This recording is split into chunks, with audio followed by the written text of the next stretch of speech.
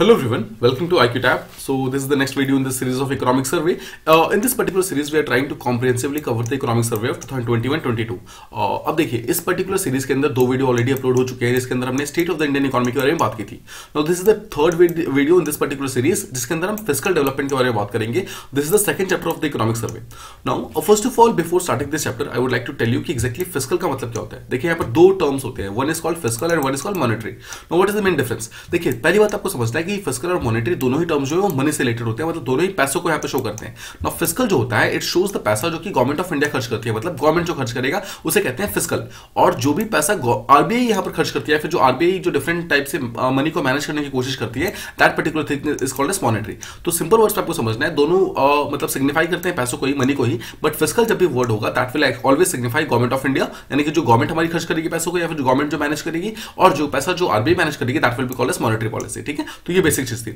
Alright, सो हम यहाँ पर समझते हैं इस पर्टिकुलर देखिए वीडियो को हम यहाँ पर काइंड ऑफ दो पार्ट के अंदर डिवाइड करेंगे. जो फर्स्ट पार्ट होगा it will B a kind of overview, जिसके अंदर अगले कुछ स्लाइड्स के अंदर हम ओवरव्यू लेने की कोशिश करेंगे कि जो फिस्कल वाला पार्ट है, मतलब जो हमारा जो गवर्नमेंट ऑफ इंडिया ने जो पैसे यहाँ पर मैनेज किए खर्च किए हैं, उसको हम एक ओवरव्यू के थ्रू समझेंगे कि एग्जैक्टली किस पर्टिकुलर सेक्टर के अंदर कितना पैसा हमारे पास आया है और कितना पैसा गया हुआ है. ठीक है, और उसके बाद जो सेकंड पार्ट होगा इस पर्टिकुलर वीडियो का, मतलब होगा इसी पर्टिकुलर वीडियो के अंदर ही जो नेक्स्ट पार्ट होगा, वहां से हम इस चीज को बहुत ही डिटेल के अंदर समझेंगे एग्जैक्टली कौन सा स्कीम आई है, किसके अंदर कौन कौन से डिफरेंट टाइप के प्लान्स यूज किए गए हैं, एंड उस चीज के अंदर हम थोड़ा सा और ज्यादा कॉम्प्रिहेंसिवली कवर करेंगे. सो पहले हम फर्स्ट पार्ट जो है उसको हम प्रॉपर्ली समझते हैं कि एक टाइप का ओवरव्यू है कि एग्जैक्टली जो डिफरेंट हमारे जो डिपार्टमेंट्स है, डिफरेंट जो हमारी जो डेटा वगैरह है उसमें किसमें कितना डेवलपमेंट हुआ है या फिर किसके अंदर कितना हम नीचे हुए या फिर पीछे हुए हैं. ठीक है, उसको प्रॉपर्ली समझते हैं.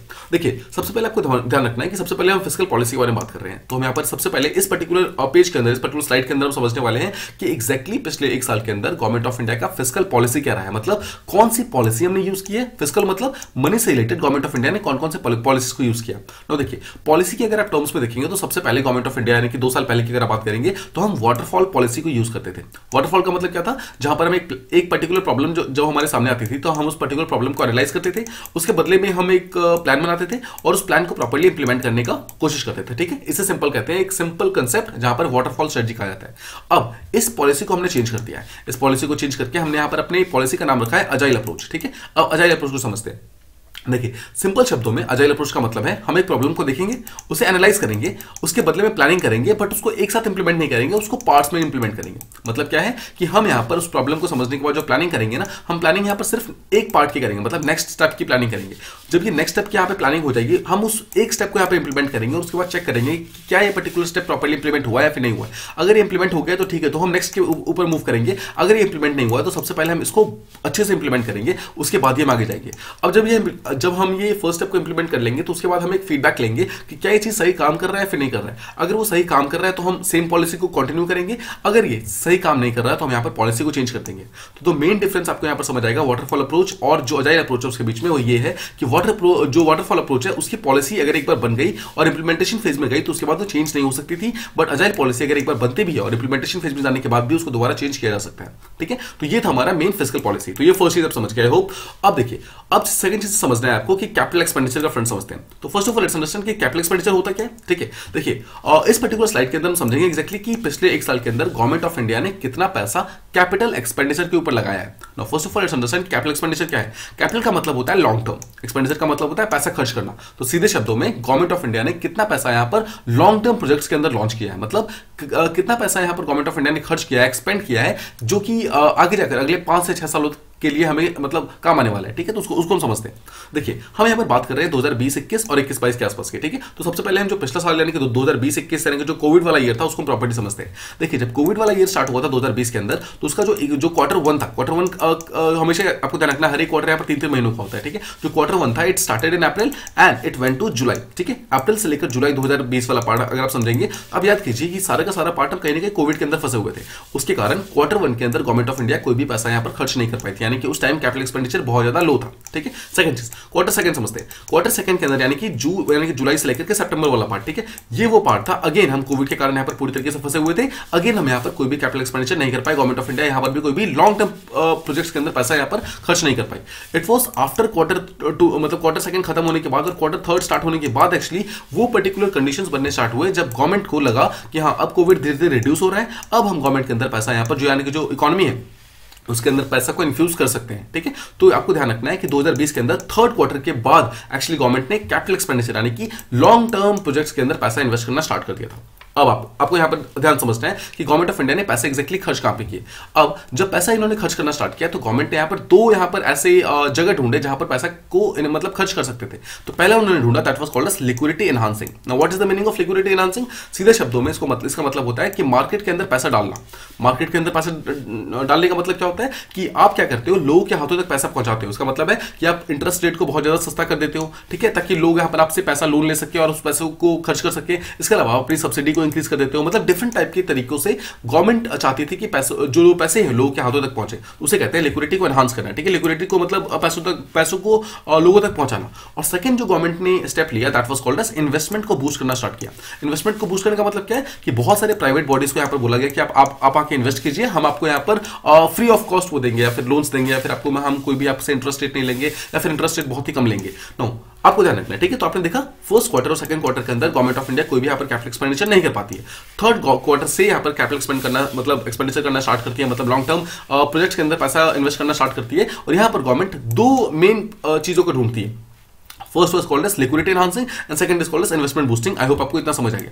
नाउ अब हम थोड़ा सा और इसको अंदर घुसते हैं और हम समझते हैं कि एग्जैक्टली गवर्नमेंट का यहां पर मकसद क्या था। गवर्नमेंट ने जब यहां पर क्वार्टर थर्ड के अंदर पैसा इन्वेस्ट करना स्टार्ट किया तो गवर्नमेंट ने क्या प्लान किया था। सबसे पहले किसको पैसा देना है, किसको पैसा नहीं देना है, कैसे? देखिए, गवर्नमेंट ने डिसाइड किया कि जब क्वार्टर थर्ड के अंदर जब पैसा यहां पर मतलब जो पैसा मूव करना स्टार्ट किया गवर्नमेंट ने, सबसे पहले गवर्नमेंट ने डिसाइड किया कि हम ऐसे लोगों को एक टाइप का सेफ्टी नेट प्रोवाइड करेंगे जो कि वल्नरेबल पॉपुलेशन है। इसका मतलब है सबसे पहले गवर्नमेंट ने डिसाइड किया कि जो वल्नरेबल पॉपुलेशन होगा उसको हम पैसे प्रोवाइड करेंगे, उनको हम सपोर्ट प्रोवाइड करेंगे ताकि वो अपने पैरों पे फिर से खड़े हो सके।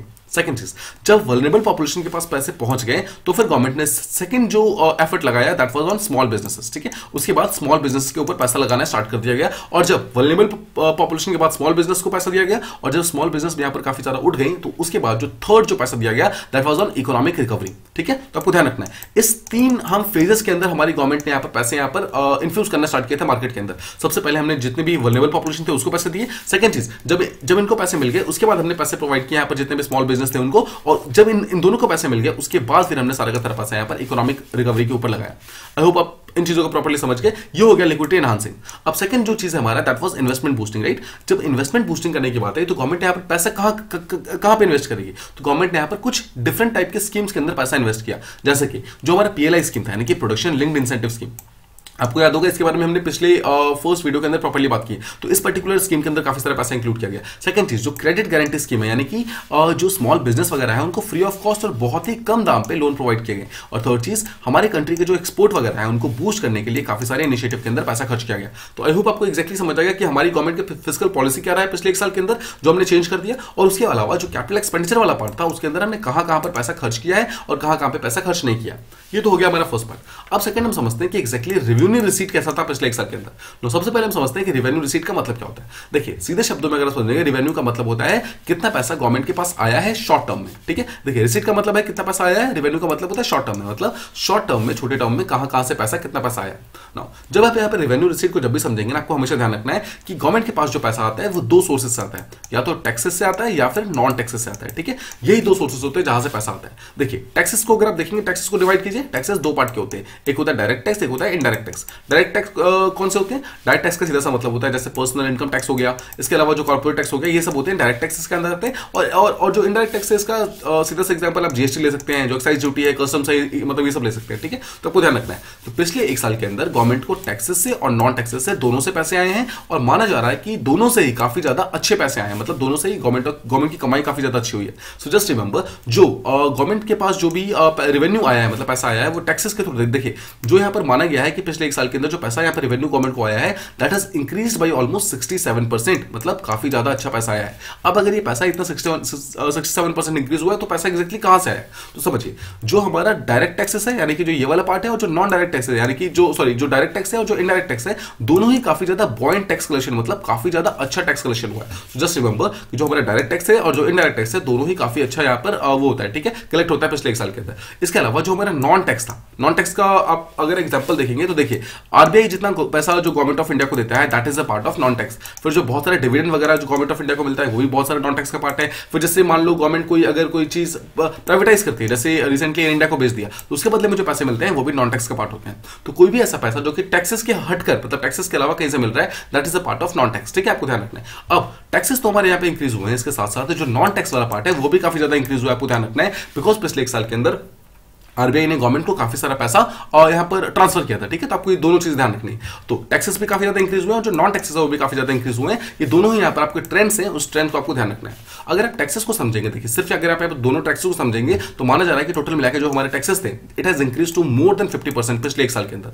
मतलब काफी ज्यादा हमने टैक्सेस को यहाँ पर इंक्रीज किया है। नाउ द क्वेश्चन कम्स कि एग्जैक्टली टैक्सेस को मतलब इंक्रीज कैसे किया गया। तो उसका एक रीजन जो मिनिस्ट्री ऑफ फाइनेंस ने दिया है वो ये बोला है कि हमने टैक्स का जो कंप्लायंस है वो काफी ज्यादा इंक्रीज कर दिया है। मतलब लोग अब टैक्स चोरी कम करते हैं, टैक्स इवेजन कम करते हैं। ठीक है, सिंपल वर्ड्स में।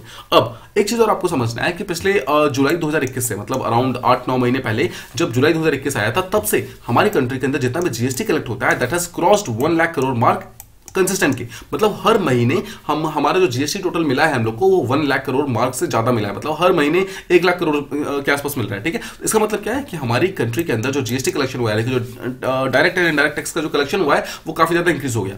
नाउ एक और फैक्ट यहां पर है जो कि आपके प्रीलिम्स के अंदर डायरेक्टली पूछा जा सकता है। क्वेश्चन ये है कि जब हमारा जीएसटी कलेक्शन था वो किस पर्टिकुलर वेव के कारण ज्यादा अफेक्टेड था। क्या वो फर्स्ट वेव ऑफ कोविड के कारण ज्यादा अफेक्टेड था या फिर सेकंड वेव के कारण? तो इसका आंसर ये है कि फर्स्ट वेव के कारण वो ज्यादा अफेक्टेड था, आपको ध्यान रखना है। ठीक है, सेकंड वेव जो कोविड का आया था उसने ऑब्वियसली कोविड जो हमारा जीएसटी कलेक्शन था उसको काफी ज्यादा खराब मतलब किया था, उसको अफेक्ट किया था, बट नॉट बट ये इतना नहीं था जितना फर्स्ट वेव के मतलब के कारण किया हुआ था। ठीक है, तो जस्ट रिमेंबर कि फर्स्ट वेव ने ज्यादा हमें डिस्टर्ब कर दिया था as compare to the second wave. ठीक है, तो आपको ये फैक्ट हमेशा ध्यान रखना है। अब देखिए यहाँ पर हम समझ गए कि जो गवर्नमेंट को जो पैसा मिल रहा है, जो रेवेन्यू मिल रहा है, हमने दो यहाँ पर मेन चीज देख ली। एक होता है यहाँ पे जो टैक्सेस है और एक हमने देख लिया नॉन टैक्सेस। टैक्सेस के अंदर हमने देखा जो डायरेक्ट टैक्सेस होते हैं वो भी काफी ज्यादा इंक्रीज हुए और जो इनडायरेक्ट टैक्सेस है वो भी काफी इंक्रीज हुए हैं। अब हम देखते हैं नॉन टैक्सेस के।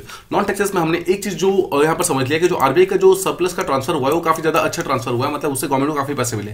नॉन टैक्सेस में इसके अलावा क्या क्या आता है? इसके अलावा आता है new public sector enterprise policy. इसका सीधा सा मतलब है कि पब्लिक सेक्टर जो है यानी कि जो गवर्नमेंट सेक्टर है वो एंटरप्राइज के साथ मतलब प्राइवेट के साथ यहाँ पर मिलकर काम करती है। तो देखिए अगर पब्लिक और प्राइवेट दोनों साथ में मिलकर काम करेगी ना तो प्राइवेट कहीं ना कहीं काफी ज्यादा पैसा भी यहाँ पर गवर्नमेंट को देता है। ठीक है, प्रोवाइड करता है, तो उसके थ्रू भी यहाँ पर गवर्नमेंट को काफी ज्यादा पैसे मिले हैं मतलब प्राइवेट सेक्टर से। और थर्ड जगह से जहां से गवर्नमेंट को काफी पैसे मिले हैं that is from asset monetisation strategy. इसका मतलब क्या है? इसका सीधे शब्दों में मतलब होता है डिसइन्वेस्टमेंट, यानी कि जो गवर्नमेंट ऑफ इंडिया ने रिसेंटली एयर इंडिया को डिसइन्वेस्ट किया है, जो प्राइवेटाइज किया है, उसके बदले में जो पैसे मिले हैं वो भी यहाँ देखिए वो भी तो पैसे रेवेन्यू के अंदर जाएंगे ना, वो भी तो पैसे गवर्नमेंट के पास आए हैं। तो हमने जो स्टार्टिंग में समझा था कि रेवेन्यू वो सारे के सारे पैसे हैं जो किसी भी तरीके से अगर गवर्नमेंट के पास आते हैं that will B part of a revenue receipt. ठीक है, को ध्यान रखना है। अब रेवेन्यू रिसीट देखिए दो पार्ट के हमने देखे, टैक्सेस और नॉन टैक्सेस। टैक्सेस भी यहाँ पर इंक्रीज हुआ है, आपको ध्यान रखना, नॉन टैक्सेस भी यहाँ पर इंक्रीज हुए हैं। ये सिंपल सा एक ट्रेंड है, इस ट्रेंड को आपको ध्यान रखना है। अब पीछे हमने ये देख लिया कि जो सेंटर को जो टैक्सेस मिले वो काफी ज्यादा इंक्रीज हुआ है, मतलब सेंटर के पास काफी सारा पैसा इस साल प्रेजेंट था। तो गवर्नमेंट ने एक्जैक्टली पैसा खर्च कहां किया, एक्सपेंडिचर कहां किया, उसको हम समझते हैं। देखिए अगर आप एक्सपेंडिचर की बात करेंगे पिछले एक साल के अंदर जो गवर्नमेंट ने जो पैसा एक्सपेंडिचर किया है, माना जाता है कि वो सारा का सारा पैसा कैपिटल एक्सपेंडिचर को इंक्रीज करने पे किया गया। कैपिटल एक्सपेंडिचर को इंक्रीज करने पे किया गया, इसका मतलब क्या है? इसका मतलब है कि लॉन्ग टर्म प्रोजेक्ट्स के अंदर काफी सारा पैसा इन्वेस्ट किया गया है, जैसे कि जितने भी इंफ्रास्ट्रक्चर इंटेंसिव सेक्टर्स है, जैसे कि रोडवेज को बनाने में, हाईवेज को बनाने में, रेलवेज को बनाने में, हाउसिंग और अर्बन अफेयर्स, ये जितने भी ऐसे इंडस्ट्रीज है जो कि अगले 5 से 10 साल तक हमें फायदा देने वाली है या फिर 20 साल तक फायदा देने वाली है, उन सारे के सारे इंडस्ट्रीज के अंदर इस साल पैसा खर्च किया गया है। सो जस्ट रिमेंबर, जब भी आप कैपिटल एक्सपेंडिचर के अंदर पैसा खर्च करते हो तो आप हमेशा सिर्फ शॉर्ट टर्म के अंदर नहीं, लॉन्ग टर्म बेनिफिट के लिए हमेशा आप पैसा इन्वेस्ट करते हो। तो इसीलिए गवर्नमेंट ने डिसाइड किया है कि जो पैसा खर्च होगा वो सिर्फ हम सिर्फ यहाँ पर शॉर्ट टर्म का बेनिफिट नहीं देखेंगे, हम यहाँ पर लॉन्ग टर्म देखेंगे। तो आई होप आप समझ गए एक्जैक्टली कि जो गवर्नमेंट ने जो पैसा यहाँ पर खर्च किया है वो हमेशा मतलब पिछले एक साल के अंदर जो वो सारे के सारे पैसे, मेजॉरिटी ऑफ द पैसे ऐसे खर्च किए जो कि कैपिटल एक्सपेंडिचर के अंदर प्रेजेंट है, जिसका एग्जांपल है रोडवेज, रेलवेज एंड ऑल। ठीक है, इसके अलावा सेंटर ने यहाँ पर काफी सारा जो पैसा है वो स्टेट्स को प्रोवाइड किया है ताकि स्टेट्स को इंसेंटिव मिल सके, स्टेट्स को काफी सारा पैसा मिल सके ताकि वो अपने अपने स्टेट यानी कि अपने अपने राज्य के अंदर वो काफी सारा कैपिटल एक्सपेंडिचर कर सके। Again the word is capital expenditure, just focus on this particular thing, capital expenditure. देखिए आप देख रहे हैं यहाँ पर सेंट्रल गवर्नमेंट इस साल कैपिटल एक्सपेंडिचर के ऊपर उन्होंने कितना ज्यादा यहाँ पर फोकस किया है, मतलब खुद तो उन्होंने कैपिटल एक्सपेंडिचर किया है, मतलब लॉन्ग टर्म प्रोजेक्ट्स के अंदर यहाँ पर पैसा इन्वेस्ट किए हैं, साथ ही साथ जो स्टेट है उनसे भी यहाँ पर लॉन्ग टर्म प्रोजेक्ट्स के अंदर पैसा इन्वेस्ट करवाया है। अब देखिए हमने यहाँ पर पिछले कुछ स्लाइड्स के अंदर ये देखा कि गवर्नमेंट को टैक्सेस काफी अच्छे मिले हैं, मतलब गवर्नमेंट को रिसीट्स काफी अच्छे मिले, रेवेन्यू काफी अच्छा हुआ है। इसके अलावा हमने देखा गवर्नमेंट ने काफी सारा पैसा यहाँ पर कैपिटल एक्सपेंडिचर के अंदर खर्च किया है। अब समझते हैं हम कि फिस्कल डेफिसिट इस साल पिछले एक साल का गवर्नमेंट का कितना रहा है। सबसे पहले हम समझते हैं कि फिस्कल डेफिसिट होता क्या है। देखिए फिस्कल डेफिसिट का मतलब है कि गवर्नमेंट ने टोटल जितना पैसा एक्सपेंड किया है, मतलब जितना पैसा खर्च किया है माइनस जितना पैसा गवर्नमेंट के पास था। मतलब क्या आपने जो पैसा खर्च किया वो सारा का सारा पैसा आपके पास था या फिर आपको कोई पैसा उधार लेना पड़ा है, आपको पैसा मतलब उधारी के थ्रू करना पड़ा है। नाउ दैट उधार वाला पैसा है ना, that is called as fiscal deficit. सीधे शब्दों में समझिए, मान लीजिए आपके पास टोटल 10 रुपए हैं, ठीक है, और आप अगर 12 रुपए का पैसा खर्च कर देते हैं, मान लीजिए कि आप 12 रुपए आपने खर्च कर दिए, तो जो आपने 2 रुपए एक्स्ट्रा खर्च किया वो आप कहां से लाएंगे, राइट? आप वो कहीं ना कहीं से बोरो करेंगे, मांगेंगे। वही जो 2 रुपए हैं that will be called your fiscal deficit, because वो पैसा आपके पास थे नहीं बट आपने खर्च कर दिए। उसी चीज को हमको ये समझना है कि गवर्नमेंट ने क्या यहाँ पर फिस्कल डेफिसिट किया, मतलब क्या उन्होंने एक्स्ट्रा पैसा खर्च किया फिर नहीं किया। अब देखिए पिछले एक साल के अंदर हमारा रेवेन्यू कलेक्शन काफी ज्यादा इंक्रीज हुआ है। सेकंड चीज, हमने जितना भी पैसा यहाँ पर खर्च किया हमने बहुत ही टारगेटेड अप्रोच के थ्रू किया, हमने ऐसा नहीं बेफालतू में पैसा खर्च नहीं किया है। उसी कारण जो हमारा फिस्कल डेफिसिट है इट हैज डिक्रीज्ड। आपको ध्यान रखना है पिछले एक साल के अंदर हमारा फिस्कल डेफिसिट डिक्रीज हुआ है and it has come down to around 46.2%। Now ये जो 46% है ना, ये इंडिया के लिए काफी ज्यादा लो है, काफी ज्यादा रिड्यूस हो गया है। बिकॉज अगर आप पिछले साल देखेंगे, पिछले साल हमारा जो फिस्कल डेफिसिट था that has increase to around 135%, मतलब हमारे जीडीपी का 135% पहुंच चुका था हमारा जो फिस्कल डेफिसिट था। और उससे भी अगर एक साल पहले 2019 साल अगर आप डेटा देखेंगे तो उस साल हमारा फिस्कल डेफिसिट अगेन 114.8% था। तो इसका मतलब है कि देखिए 135%, 114 मतलब 114% इन सबसे रिड्यूस होकर हमने अपने फिस्कल डेफिसिट को रिड्यूस करके 46% कर लिया है। This is actually very very good from the central government, ठीक है। उन्होंने काफी ज्यादा ध्यान से इस पर्टिकुलर पैसे को खर्च किया, उसके कारण हमारा फिस्कल डेफिसिट काफी ज्यादा यहां पर इंक्रीज नहीं हुआ है। आपको ध्यान रखना है इस चीज को, ठीक है। So this is a very very good figure यहां पे। अब देखिए हमने यहां पर ये समझ लिया कि जो फिस्कल डेफिसिट है वो देखिए ऑल्दो इंक्रीज तो हुआ है 46% हुआ, ऐसा नहीं है कि फिस्कल डेफिसिट नहीं है हमारा है, बट कंपैरेटिवली हमने काफी ज्यादा रिड्यूस कर लिया, मतलब हमारा जो उधारी वगैरह था उसको हमने काफी ज्यादा रिड्यूस कर लिया। तो यहाँ पर एक और जो फैक्ट यहाँ पर दिया हुआ है वो ये है कि जो सेंट्रल गवर्नमेंट का डेट है, डेट का मतलब क्या है, सिंपल वर्ड्स में उधारी, ठीक है, कि क्या जो सेंट्रल गवर्नमेंट का डेट है वो इंक्रीज हुआ है या फिर डिक्रीज हुआ है। सीधे शब्दों में आपको समझना है कि पिछले साल हमारा जो सेंट्रल गवर्नमेंट का डेट था यानी कि उधारी था that was around 49% of GDP. अब ये चीज रिड्यूस हो गया, मतलब इंक्रीज हो गया, सॉरी, यहाँ पर 59% के आसपास पहुंच गई है। So you have to remember कि although fiscal deficit has reduce but our capital जो हमारा सेंट्रल गवर्नमेंट का जो डेट है यानी कि जो उधारी है that has increased. So just remember this particular trend कि फिस्कल डेफिसिट यहाँ पर रिड्यूस होता है और जो हमारा जो यहाँ पर सेंट्रल गवर्नमेंट का डेट है यानी कि उधारी है दैट हैज एक्चुअली इंक्रीज्ड। लेकिन ऐसा माना जा रहा है कि अगले कुछ सालों के अंदर ये जो पर्टिकुलर डेट है वो भी धीरे धीरे डिक्लाइन हो जाएगा और हमारी इकोनॉमी वापस ऑन ट्रैक आ जाएगी। तो देखिए यहां तक आपने जितने भी चीजों को देखा पिछले कुछ स्लाइड्स के अंदर, ये सब हम एक ओवरव्यू ले रहे थे एग्जैक्टली कि अगली इस पर्टिकुलर चैप्टर के अंदर हम एग्जैक्टली क्या क्या पढ़ने वाले हैं, कैसे कैसे पढ़ने वाले हैं, ठीक है। आई होप आपको जितने भी ट्रेंड्स एंड डेटास थे यहां तक आपको प्रॉपर्ली समझ आ गए। अब इसी पर्टिकुलर वीडियो का जो पार्ट 2 है, मतलब अब हम इन चीजों को प्रॉपर्ली एक्सप्लेन करके समझेंगे। अब देखिए अब आपका जो भी चीजें है वो मेन्स पॉइंट ऑफ व्यू से काफी ज्यादा इंपॉर्टेंट होती है, because you will get to know different type की स्कीम्स, अलग अलग टाइप की कौन कौन सी चीजें लॉन्च की गई हैं, क्या क्या फैक्ट्स है, फिगर्स है, डेटास है, रीजंस क्या है, एनालिटिक्स क्या है, every single thing will be detailed, ठीक है। काफी ज्यादा डिटेल में हम उनको अब वहां पे प्रॉपर्ली समझने वाले हैं। Alright, so let's start with starting. देखिए सबसे पहले हमने देखा था कि जो हमारा फिस्कल पॉलिसी था, तो गवर्नमेंट ने एक्जैक्टली कौन से फिस्कल पॉलिसी साल लॉन्च की है, that is called as agile policy, ठीक है। आपको ध्यान रखना अजाइल पॉलिसी यहाँ पर लॉन्च की, इसका मतलब क्या है कि हम यहाँ पर धीरे धीरे करके अपने प्लान्स को चेंज कर सकते हैं। उसके अंदर हमने फर्स्ट चीज जो देखा था सबसे पहले हमने क्या किया, जो एक सेफ्टी नेट बनाया हमने जितने भी हमारे वल्नरेबल एंड पुअर पॉपुलेशन था उनके लिए।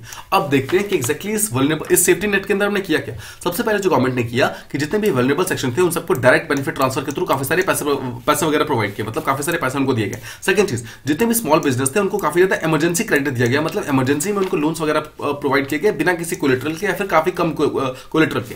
थर्ड चीज जो गवर्नमेंट ने पैसा खर्च किया that was on largest food subsidy programme, जिसके अंदर ऑलमोस्ट 81 करोड़ बेनिफिशियरीज थे।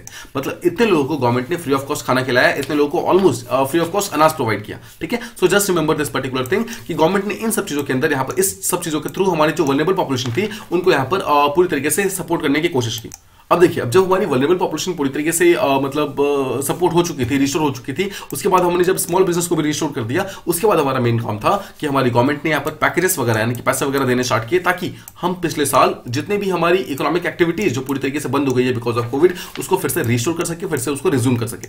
तो आपको ये बस आपको देखिए मैं आपको बार बार इंफेसिस पे इसलिए दे रहा हूं ताकि आपके दिमाग के अंदर ये बैठ जाए कि ये जो हुआ है ये एक पर्टिकुलर टाइप के ऑर्डर में हुआ है। सबसे पहले पुअर पॉपुलेशन यानी कि पुअर एंड वल्नरेबल पॉपुलेशन, उसके बाद बाद स्मॉल बिजनेस एंड उसके बाद जाकर restoration of the economy. So if the your question comes कि restoration of the economy was the first step taken by the government, this is the wrong statement. First सबसे पहले poor and vulnerable will come, then small business, after that there will be restoration of the economy. ठीक है, उसके लिए government ने यहाँ पर काफी सारे पैसे यहाँ पर इन्वेस्ट किए थे, जैसे कि जो प्रोडक्शन लिंक्ड इंसेंटिव स्कीम है उसके अंदर पैसा खर्च किया गया था. बहुत सारा जो इंफ्रास्ट्रक्चर है उसको डेवलप करने के लिए पैसा खर्च किया गया था, और बहुत सारा हमारा सेंट्रल गवर्नमेंट और स्टेट गवर्नमेंट के द्वारा काफी सारा कैपिटल एक्सपेंडिचर के ऊपर पैसा खर्च किया गया था. ठीक है, ये वो सेक्टर्स है जहां पर एक्चुअली पैसे खर्च किए गए हैं.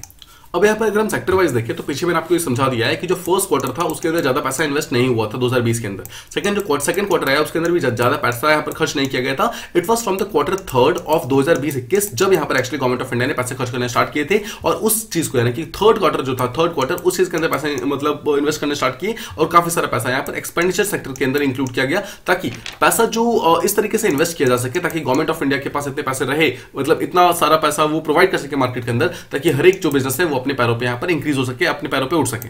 अब देखिए, अगर आप इस पर्टिकुलर डेटा को ध्यान से देखेंगे, इस पर्टिकुलर ग्राफ को देखेंगे, this particular graph has been taken from the economic survey. ठीक है, इस पर्टिकुलर वीडियो के अंदर और बाकी जितने भी सीरीज के अंदर वीडियो आने वाले हैं, सबके अंदर जितने भी ग्राफ मैं लूंगा ना, वो सारे के सारे graph it will be taken from the economic survey itself. सो आप उस पर पूरी तरीके से रिलाई कर सकते हैं. नाउ ये पर्टिकुलर ग्राफ जो है वो क्वार्टरली कैपिटल एक्सपेंडिचर के बारे में बात करता है. इसका मतलब क्या है, देखिए कैपिटल एक्सपेंडिचर पहले समझ चुके हैं कि लॉन्ग टर्म चीजों को, प्रोजेक्ट को बूस्ट करने के लिए जो पैसा खर्च किया जाता है, that is called as capital expenditure. तो एग्जैक्टली किस पर्टिकुलर क्वार्टर के अंदर कितना पैसा खर्च किया गया. सो जस्ट रिमेंबर कि फाइनेंशियल जो फर्स्ट क्वार्टर था फाइनेंशियल 2021 का, यानी कि जब एक्चुअली कोविड आया था, उसी कारण हमारा कहीं ना कहीं कैपिटल एक्सपेंडिचर देख रहे हैं आप नीचे की तरफ गया था. ठीक है, अब एग्जैक्टली सेकंड क्वार्टर के अंदर भी हम रिवाइव नहीं कर पाए थे, एंड फाइनली थर्ड क्वार्टर के अंदर जाकर हमने रिवाइव करना स्टार्ट किया था, जो मैं आपको बार बार बता रहा हूं वहां पर. और थर्ड क्वार्टर के अंदर रिवाइव करके देखिए we actually increase to a record high.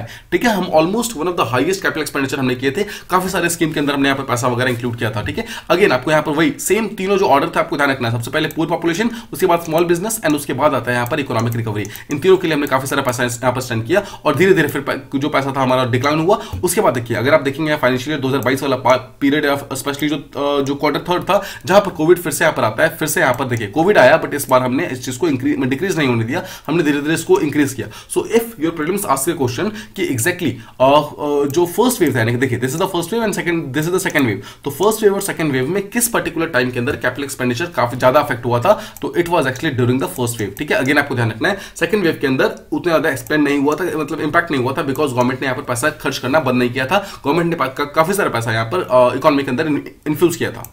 तो द क्वेश्चन कम्स कि जो गवर्नमेंट ने इतना सारा पैसा खर्च किया है, वो पैसा एग्जैक्टली खर्च कहाँ किया है. तो यहाँ पर इशू किया जाता है कि जितना पैसा खर्च किया, it has been spended on capital expenditure. Again ठीक है, आपको ध्यान रखना है, कैपिटल एक्सपेंडिचर के ऊपर सारा पैसा खर्च किया, इसका मतलब क्या है, लॉन्ग टर्म प्रोजेक्ट्स के ऊपर पैसा खर्च किया गया. उससे एग्जांपल आपको देखिए, सिंपली देखिए, रेलवेज के ऊपर, रोडवेज के ऊपर, urban transport, power department, telecom, textile, affordable housing, इन सब चीजों के ऊपर काफी ज्यादा पैसा यहाँ पर खर्च किया गया है. इसके अलावा यहाँ पर एक न्यू स्कीम को लॉन्च किया गया था पिछले साल, that was called as national infrastructure pipeline. आपको ध्यान होगा पिछले साल के बजट के अंदर इसको इंक्लूड किया गया था, इसको मतलब इंट्रोड्यूस किया गया था, जिसके अंदर टोटल 6,835 प्रोजेक्ट्स को यहां पर इंक्लूड किया गया था. मतलब इतने प्रोजेक्ट्स के अंदर गवर्नमेंट यहां पर पैसा खर्च करने की बात की गई थी, और इस साल इसको इंक्रीज करके 7,400 प्रोजेक्ट्स इसके अंदर इंक्लूड कर दिए गए. इसका मतलब क्या है, इतने प्रोजेक्ट्स के अंदर गवर्नमेंट यहां पर डायरेक्टली पैसा वगैरह प्रोवाइड करेगी. नाउ इस पर्टिकुलर अगर आप प्रोजेक्ट्स को देखेंगे, उसके अंदर जो इंपॉर्टेंट जो सेक्टर्स है, दे आर, देखिए जितनी रिन्यूएबल एनर्जी है उसके अंदर काफी सारा पैसा गवर्नमेंट ने खर्च किया है. Heavy industries, agriculture industries, automobile हो गया, टेक्सटाइल्स वगैरह हो गया, इन सब चीजों के अंदर गवर्नमेंट ने पैसा खर्च किया है. इसके अलावा जो पीएलआई स्कीम है, जो प्रोडक्शन लिंक्ड इंसेंटिव स्कीम है,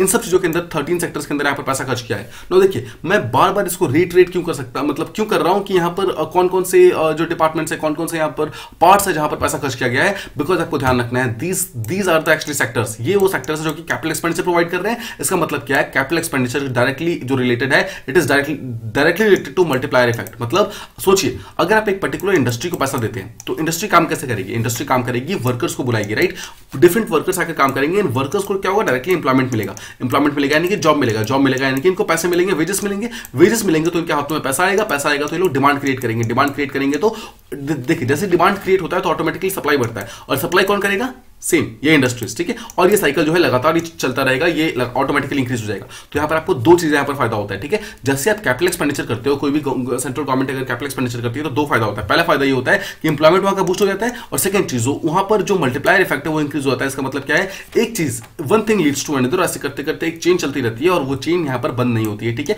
उसके कारण काफी सारा फायदा यहाँ पर गवर्नमेंट ऑफ इंडिया या फिर जो भी गवर्नमेंट होती है उसको होता है. अब पिछले कुछ स्लाइड्स के अंदर हमने जितनी भी चीजें बात की हैं उन सबको इस ग्राफ के अंदर प्रॉपर्ली समझिए। जब मार्च 2020 के अंदर जब कोविड आया था तो मैक्सिमम अमाउंट ऑफ पैसा जो खर्च किया जा रहा था गवर्नमेंट के द्वारा that was on food and livelihood, यानी कि poor and vulnerable population. Again ठीक है, जब ये पुअर एंड वल्नरेबल पॉपुलेशन यहाँ पर पूरी तरीके से सस्टेन हो गए उसके बाद government went on to liquidity support to firms. इसका मतलब क्या, 37% ऑफ पैसा was given to small businesses. ठीक है, स्मॉल बिजनेसेस। ठीक है, इसके अलावा देखिए एग्रीकल्चर सेक्टर को पैसा दिया गया था और जो डिफरेंट लिक्विडिटी मेजर्स इनको पैसा दिया गया था, डिमांड बूस्टिंग के लिए कुछ पैसे दिए गए थे और इसके अलावा फूड एंड लाइवलीहुड के लिए भी पैसे दिए गए थे। Now you don't need to remember this particular things, कोई भी डेटा आपको याद नहीं करना है, you just need to remember the trends. आपको सिर्फ ये ट्रेंड्स को समझना है, याद भी नहीं करना है। ठीक है, आपको समझना है स्टार्टिंग में सिर्फ पुअर एंड वल्नरेबल, उसके बाद 3 महीने के बाद अराउंड जो स्मॉल बिजनेस थे उनको, और जब ये सब हो गया उसके बाद मतलब जब ये दोनों ही सेक्टर्स पूरी तरीके से सेटल हो गए, जब चीजें वहां पर स्टेबल हो गई उसके बाद फिर गवर्नमेंट ने इन्वेस्टमेंट बूस्टिंग के लिए ऑलमोस्ट 51% पैसा यहां पर देना स्टार्ट कर दिया। और बदले में देखिए आधा पैसा यहां पर जो इन्वेस्टमेंट को बूस्ट करने के लिए था और आधा पैसा यहां पर डिमांड को बूस्ट करने के लिए यानी कि कंजम्पशन को बूस्ट करने के लिए था। सिमिलरली नवंबर 2020 के अंदर देखिए यहां पर ऑल्दो कंजम्पशन बूस्टिंग यहां पर रिड्यूस हो गई but investment boosting it actually increase, और ज्यादा पैसा यहां पर कैपिटल एक्सपेंडिचर के अंदर पैसा खर्च किया गया। ठीक है, सो आपको ये चीजें बस ध्यान रखनी है, आपको ये ट्रेंड्स के रूप में याद मतलब इन सब चीजों को प्रॉपर्ली समझना है और याद रखना है। अब अगर आप पिछले 1 साल का देखेंगे यानी कि जो जून से दिसंबर 2021 यानी कि जो रिसेंट जो ईयर कंप्लीट हुआ है उसका अगर आप देखेंगे उसमें एक्जैक्टली कहां का पैसा गवर्नमेंट ने खर्च किया है। देखिए मेजॉरिटी ऑफ द पैसा हैज बीन खर्च्ड इन लिक्विडिटी एनहांसिंग। इसका मतलब क्या है, मार्केट के अंदर पैसा इन्फ्यूज करने के लिए, मतलब लोगों के हाथों तक पैसा पहुंचाने के लिए उसमें पैसा खर्च किया गया। इसके अलावा एक्सपोर्ट को बूस्ट करने के लिए, इन्वेस्टमेंट को बूस्ट करने के लिए, एंड सम पैसा हैज बीन मतलब spend for food, agriculture and health. ठीक है, तो आप देख रहे हैं एग्रीकल्चर के अंदर धीरे धीरे पैसा जो है नंबर ऑफ पैसा यहाँ पर रिड्यूस हो रहा है बिकॉज जो एग्रीकल्चर सेक्टर था obviously this was one of the least affected. Covid ने इसको ज्यादा इफेक्ट नहीं किया था। ठीक है, just remember this particular thing. Now as we have already discussed in the past slides, इसको हम फिर से एक बार देखते हैं कि एक्जैक्टली जो फिस्कल इंडिकेटर्स थे हमारे वो किस तरीके से मतलब काम कर रहे थे पिछले 1 साल के अंदर। Now just remember this particular thing कि जो हमारा फिस्कल डेफिसिट था इट रिड्यूस्ड, सिंपल वर्ड्स में। ठीक है, fiscal deficit reduced to around 46%। और सेकंड चीज जो हमारा मतलब सेम पर्टिकुलर टाइम में अगर आप देखो जो हमारा प्राइमरी डेफिसिट था it also reduced. Simple words में आपको बस 2 टर्म्स यहां पर ध्यान रखने हैं, फर्स्ट इज कि फिस्कल डेफिसिट रिड्यूस एंड जो प्राइमरी डेफिसिट था इट आल्सो रिड्यूस। इसका मतलब क्या है, दोनों ही चीजें यहां पर कहीं ना कहीं रिड्यूस हो रही हैं।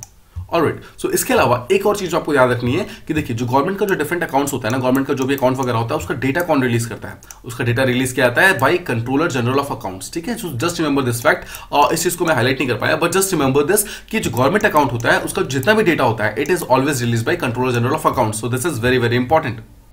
नाउ देखिए जैसा हमने देखा कि जो हमारा फिस्कल डेफिसिट है वो भी रिड्यूस हुआ है और जो हमारा प्राइमरी डेफिसिट था वो भी रिड्यूस हुआ है। ठीक है, this is the only thing that you must remember. Now देखिए अगर आप यहाँ पर डेटा देखेंगे और this the same thing has been shown on graph. देखिए ये 2019 का है, ये 20 का है, 21 का है। सिंपल वर्ड्स में 19, 20, 21। देखिए 19 और 20 के बीच में यहाँ पर फिस्कल डेफिसिट इंक्रीज हो गया था, कैसे, बिकॉज ऑफ कोविड। एंड 20 से 21 के बीच में फिर से यहाँ पर फिस्कल डेफिसिट यहाँ पर रिड्यूस हो गया। अगेन प्राइमरी डेफिसिट भी यहाँ पर देखिए पहले इंक्रीज हुआ था, again it has reduce. So point is कि हमें यहाँ पर पिछले 1 साल का समझना है कि यहाँ पर देखिए ये हमारा रिड्यूस हुआ है, ये भी हमारा रिड्यूस हुआ है। This is the main thing that you must remember. Now after fiscal policies, now we must come back to revenue collection. Now revenue को हमने पीछे एक ओवरव्यू फॉर्म में देख लिया था कि एक्जैक्टली रेवेन्यू हमारा जो होता है वो इंक्रीज होता है। ठीक है, हमने यहाँ पर बात की थी जो हमारा रेवेन्यू रिसीट होता है it is of 2 types basically. एक होता है जो टैक्सेस का पार्ट होता है और एक होता है नॉन टैक्सेस का पार्ट होता है। अगेन टैक्सेस के अंदर 2 चीजें होती हैं, direct tax and indirect tax. और जो नॉन टैक्सेस है उसके अंदर बहुत सारी डिफरेंट चीजें हैं, जैसे कि आरबीआई का सरप्लस जो ट्रांसफर होता है, उसके अलावा जो डिविडेंड्स वगैरह होते हैं, जो डिसइन्वेस्टमेंट वगैरह होते हैं, ये सब होते हैं। ठीक है ना, जस्ट वंस अगेन जस्ट ध्यान से आप इस चीज को देखिए कि जो हमारा रेवेन्यू कलेक्शन हुआ है it has increased over the years. ठीक है, पिछले 1 साल के अंदर ये इंक्रीज हुआ है। नाउ स्पेशली जो हमारा जो टैक्सेस था, टैक्सेस यहाँ पर मतलब जो हमारा टैक्स का जो डायरेक्ट टैक्स था वो भी इंक्रीज हुआ है और जो इनडायरेक्ट टैक्स था वो भी इंक्रीज हुआ है। Just remember this particular thing. ठीक है, so there has been a considerable growth in both taxes and non taxes revenue. Now इसके अलावा एक चीज और जो शो किया गया है, जो हमारा जितने भी डायरेक्ट टैक्सेस थे और जितने भी इनडायरेक्ट टैक्सेस थे सबके सब यहाँ पर कहीं ना कहीं इंक्रीज हुए हैं। अब देखिए हमने यहाँ पर एक चीज देखा था कि जो डायरेक्ट टैक्सेस होते हैं वो उसके 2 मेन एग्जांपल्स होते हैं। One is called as personal income tax और second is called as corporate tax. ठीक है, so one is called as एक टाइप का पर्सनल इनकम टैक्स और second is called as corporate tax. अगर आप यहाँ पर इंडिविजुअली देखेंगे तो जस्ट रिमेंबर कि जो पर्सनल इनकम टैक्स था that has increased by around 47%। मतलब पिछले 1 साल से पिछले साल हमारा जितना भी इनकम टैक्स यहाँ पर कलेक्ट हुआ था उससे हम ऑलमोस्ट 47% ज्यादा हमने पैसा इस साल कलेक्ट किया है। और सिमिलरली अगर आप कॉर्पोरेट टैक्स के बारे में बात करेंगे it has increase to around 90%। मतलब पिछले साल हमने जितना पैसा खर्च मतलब कलेक्ट किया था उससे ऑलमोस्ट 90% ज्यादा पैसा इस साल कलेक्ट हुआ है। नाउ अगर आपसे प्रीलिम्स से क्वेश्चन पूछता है दैट देयर हैज जो रिसेंट जो इकोनॉमिक सर्वे यानी कि जो पिछले 1 साल का जो भी इकोनॉमिक का डेटा है it shows more money has been collected in corporate income tax as compare to the personal income tax, that will be a correct statement. ठीक है, बिकॉज देखिए जो कॉर्पोरेट इनकम टैक्स है it has increase to around 90% के आसपास increase हो गया पिछले एक साल से, बट जो पर्सनल इनकम टैक्स है it has also increase very good amount, but ये 47% के आसपास हुआ है। तो आपको ध्यान रखना है कॉर्पोरेट इनकम टैक्स जो है it has increase by a faster rate. Now the major question that comes here is कि एग्जैक्टली रीजन क्या है, व्हाट इज द रीजन कि जो यहाँ पर हमारा जो कॉर्पोरेट इनकम टैक्स है वो अराउंड 90% कैसे इंक्रीज हो गया।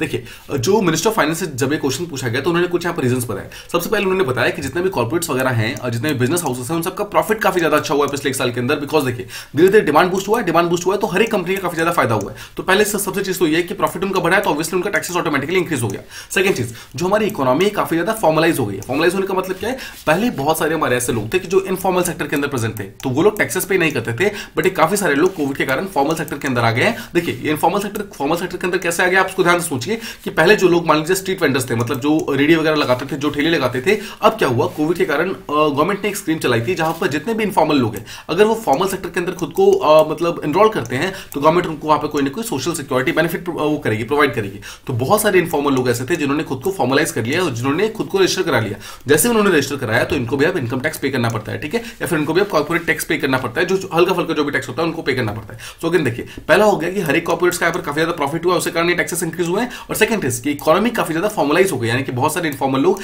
फॉर्मल सेक्टर के अंदर आ गए हैं, उसके कारण भी यहाँ पर टैक्सेस कहीं ना कहीं इंक्रीज हो गए। और थर्ड चीज, बहुत सारे लोग यहाँ पर जो ऐसे हैं जो कि पहले यहाँ पर टैक्स की चोरी क्या करते थे, अब वो लोग टैक्स की चोरी नहीं कर पा रहे हैं because of some tax reforms, उसके कारण टैक्स का जो कंप्लायंस वो काफी ज्यादा इंक्रीज हो गया है।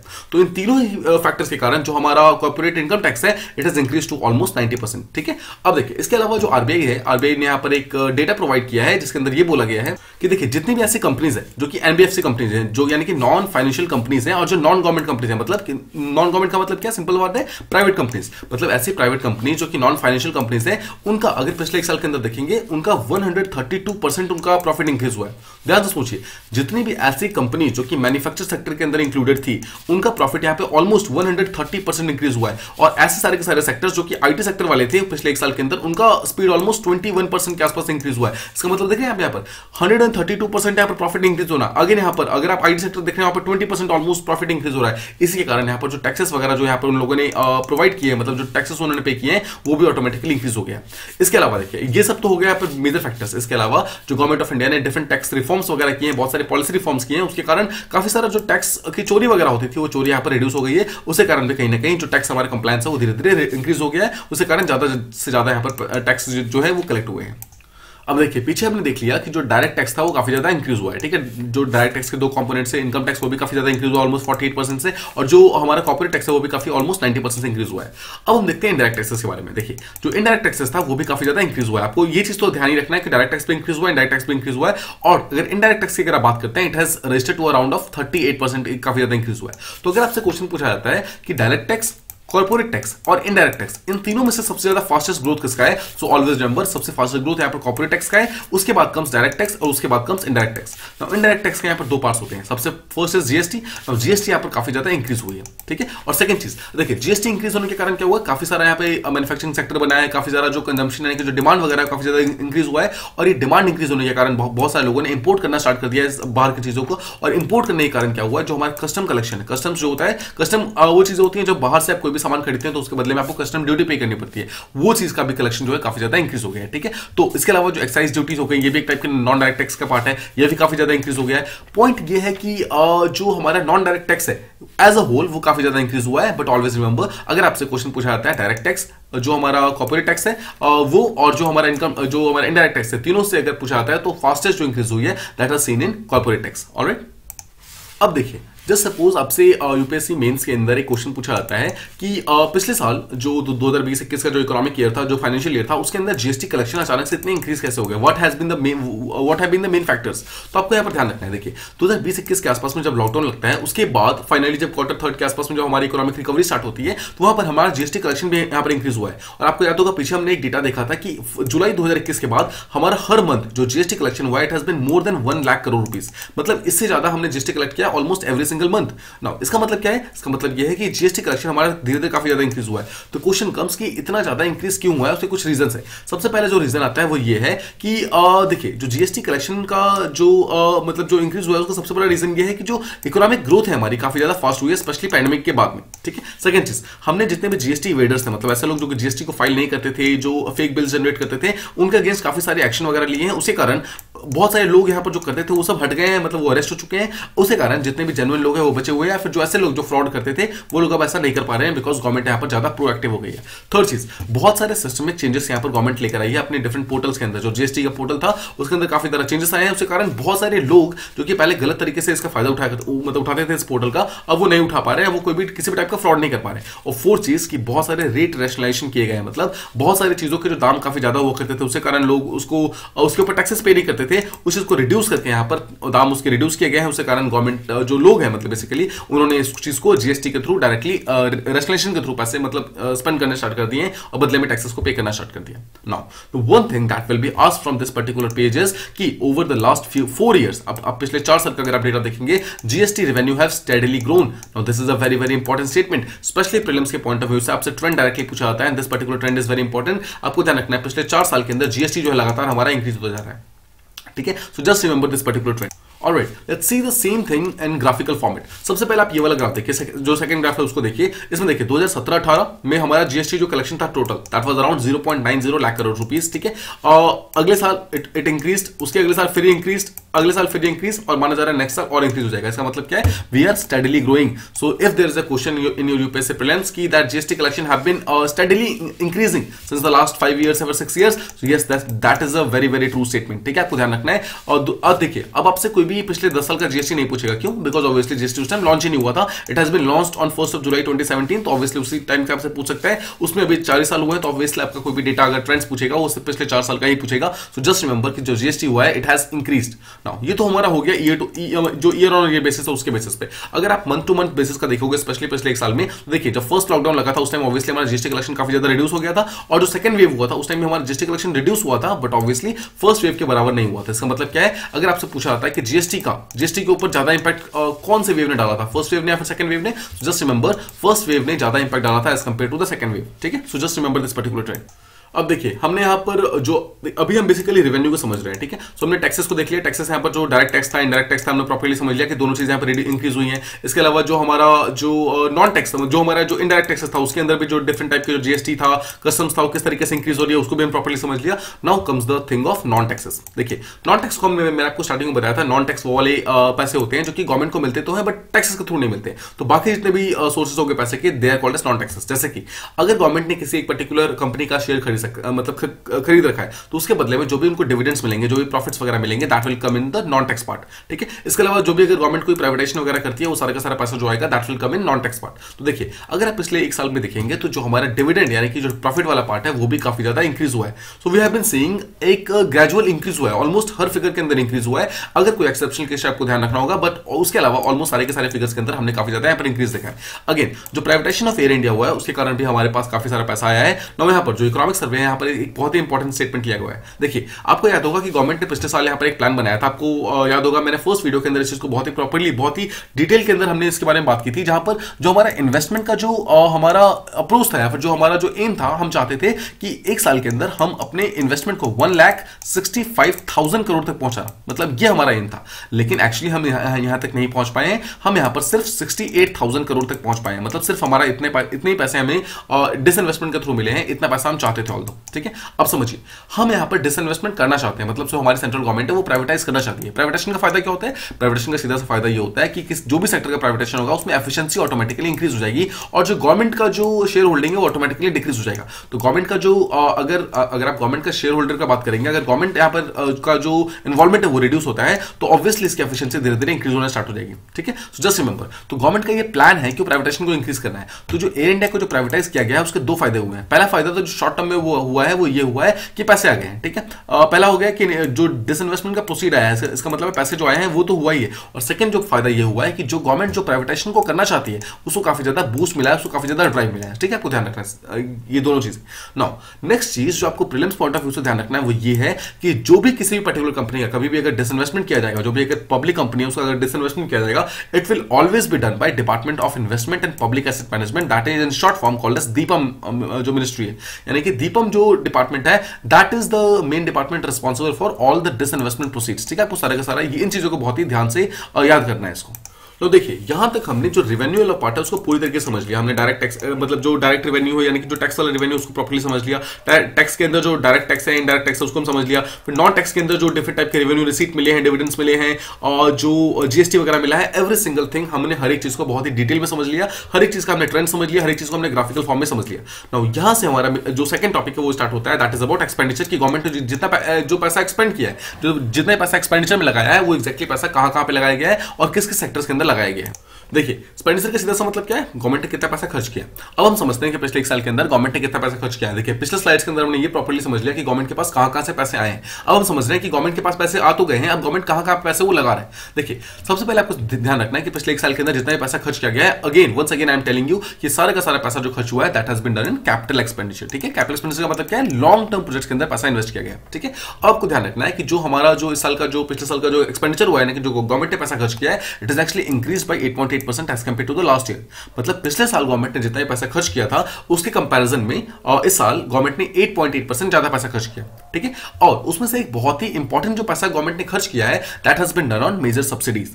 काफी सारे गवर्नमेंट ने सब्सिडीज वगैरह प्रोवाइड किए, उसी सब्सिडीज के अंदर पैसा खर्च किया। और सब्सिडी के अलावा काफी सारे ऐसे सेक्टर्स के अंदर पैसा खर्च किया गया है जो कि लॉन्ग टर्म इंपैक्ट प्रोवाइड करेगी। इसी को कैपिटल एक्सपेंडिचर बोला जाता है। ठीक है, तो आपको ये चीज ध्यान रखनी है। अब देखिए जो डिफरेंट टाइप के सब्सिडीज है उसके अंदर टोटल मिला के अराउंड 2.31 लाख करोड़ इतने रुपीज खर्च किए गए हैं। और माना जा रहा है कि जितने भी सब्सिडीज दी गई, जैसे फर्टिलाइजर सब्सिडी, फूड सब्सिडी और फ्यूल सब्सिडी, ये सब जितना भी चीज दिया गया है उसमें से मैक्सिमम जो सब्सिडी दी गई है that has been given in food subsidy.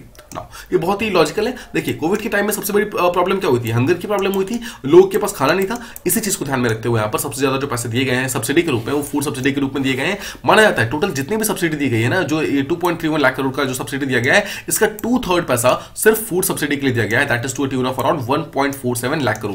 मतलब 1.5 लाख करोड़ इतना पैसा यहाँ पर फूड की सब्सिडी के लिए प्रोवाइड किया गया है। नाउ इस पर्टिकुलर पैसों के थ्रू क्या किया गया है, यहाँ पर एक न्यू स्कीम लॉन्च की गई दैट वाज कॉल्ड एज प्रधानमंत्री गरीब कल्याण अन्न योजना।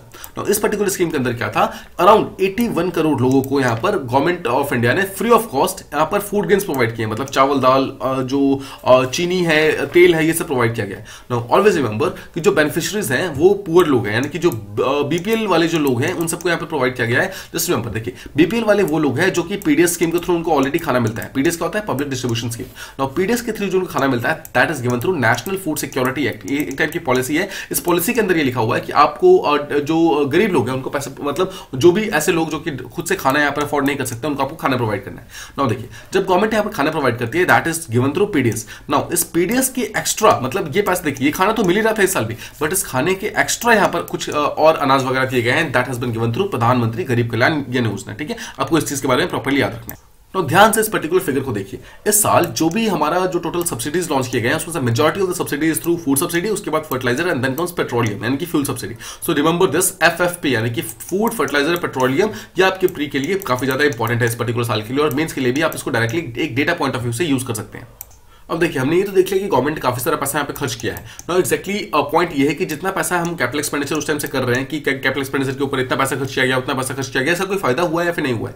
फायदा हुआ है। देखिए देखा गया है कि पिछले साल जितना हमने कैपिटल एक्सपेंडिचर के अंदर जो हमने पैसा खर्च किया था उससे ऑलमोस्ट 13.5% ज्यादा पैसा यहाँ पर ज्यादा, यानी कि जो पैसे का ग्रोथ है वो देखा गया इस साल। मतलब पिछले साल के कंपेरिजन में हमने ऑलमोस्ट 13.5% ज्यादा पैसा यहाँ पे खर्च किया है। ठीक है, और यहाँ पर जो इकोनॉमिक सर्वे है उसके अंदर एक वर्ड यूज किया गया है कि इस साल हमने स्ट्रॉन्ग सीजनैलिटी देखी है in the terms of capital expenditure. इसका मतलब क्या है, हमने सीजन वाइज यहाँ पर पैसे स्पेंड होते हुए देखे हैं। अगर आप पूरे के पूरे साल को 2 सीजन में डिवाइड कर दो, जो फर्स्ट सीजन था that consisted of Q1 and Q2 and जो सेकंड सीजन था that consisted of Q3 and Q4।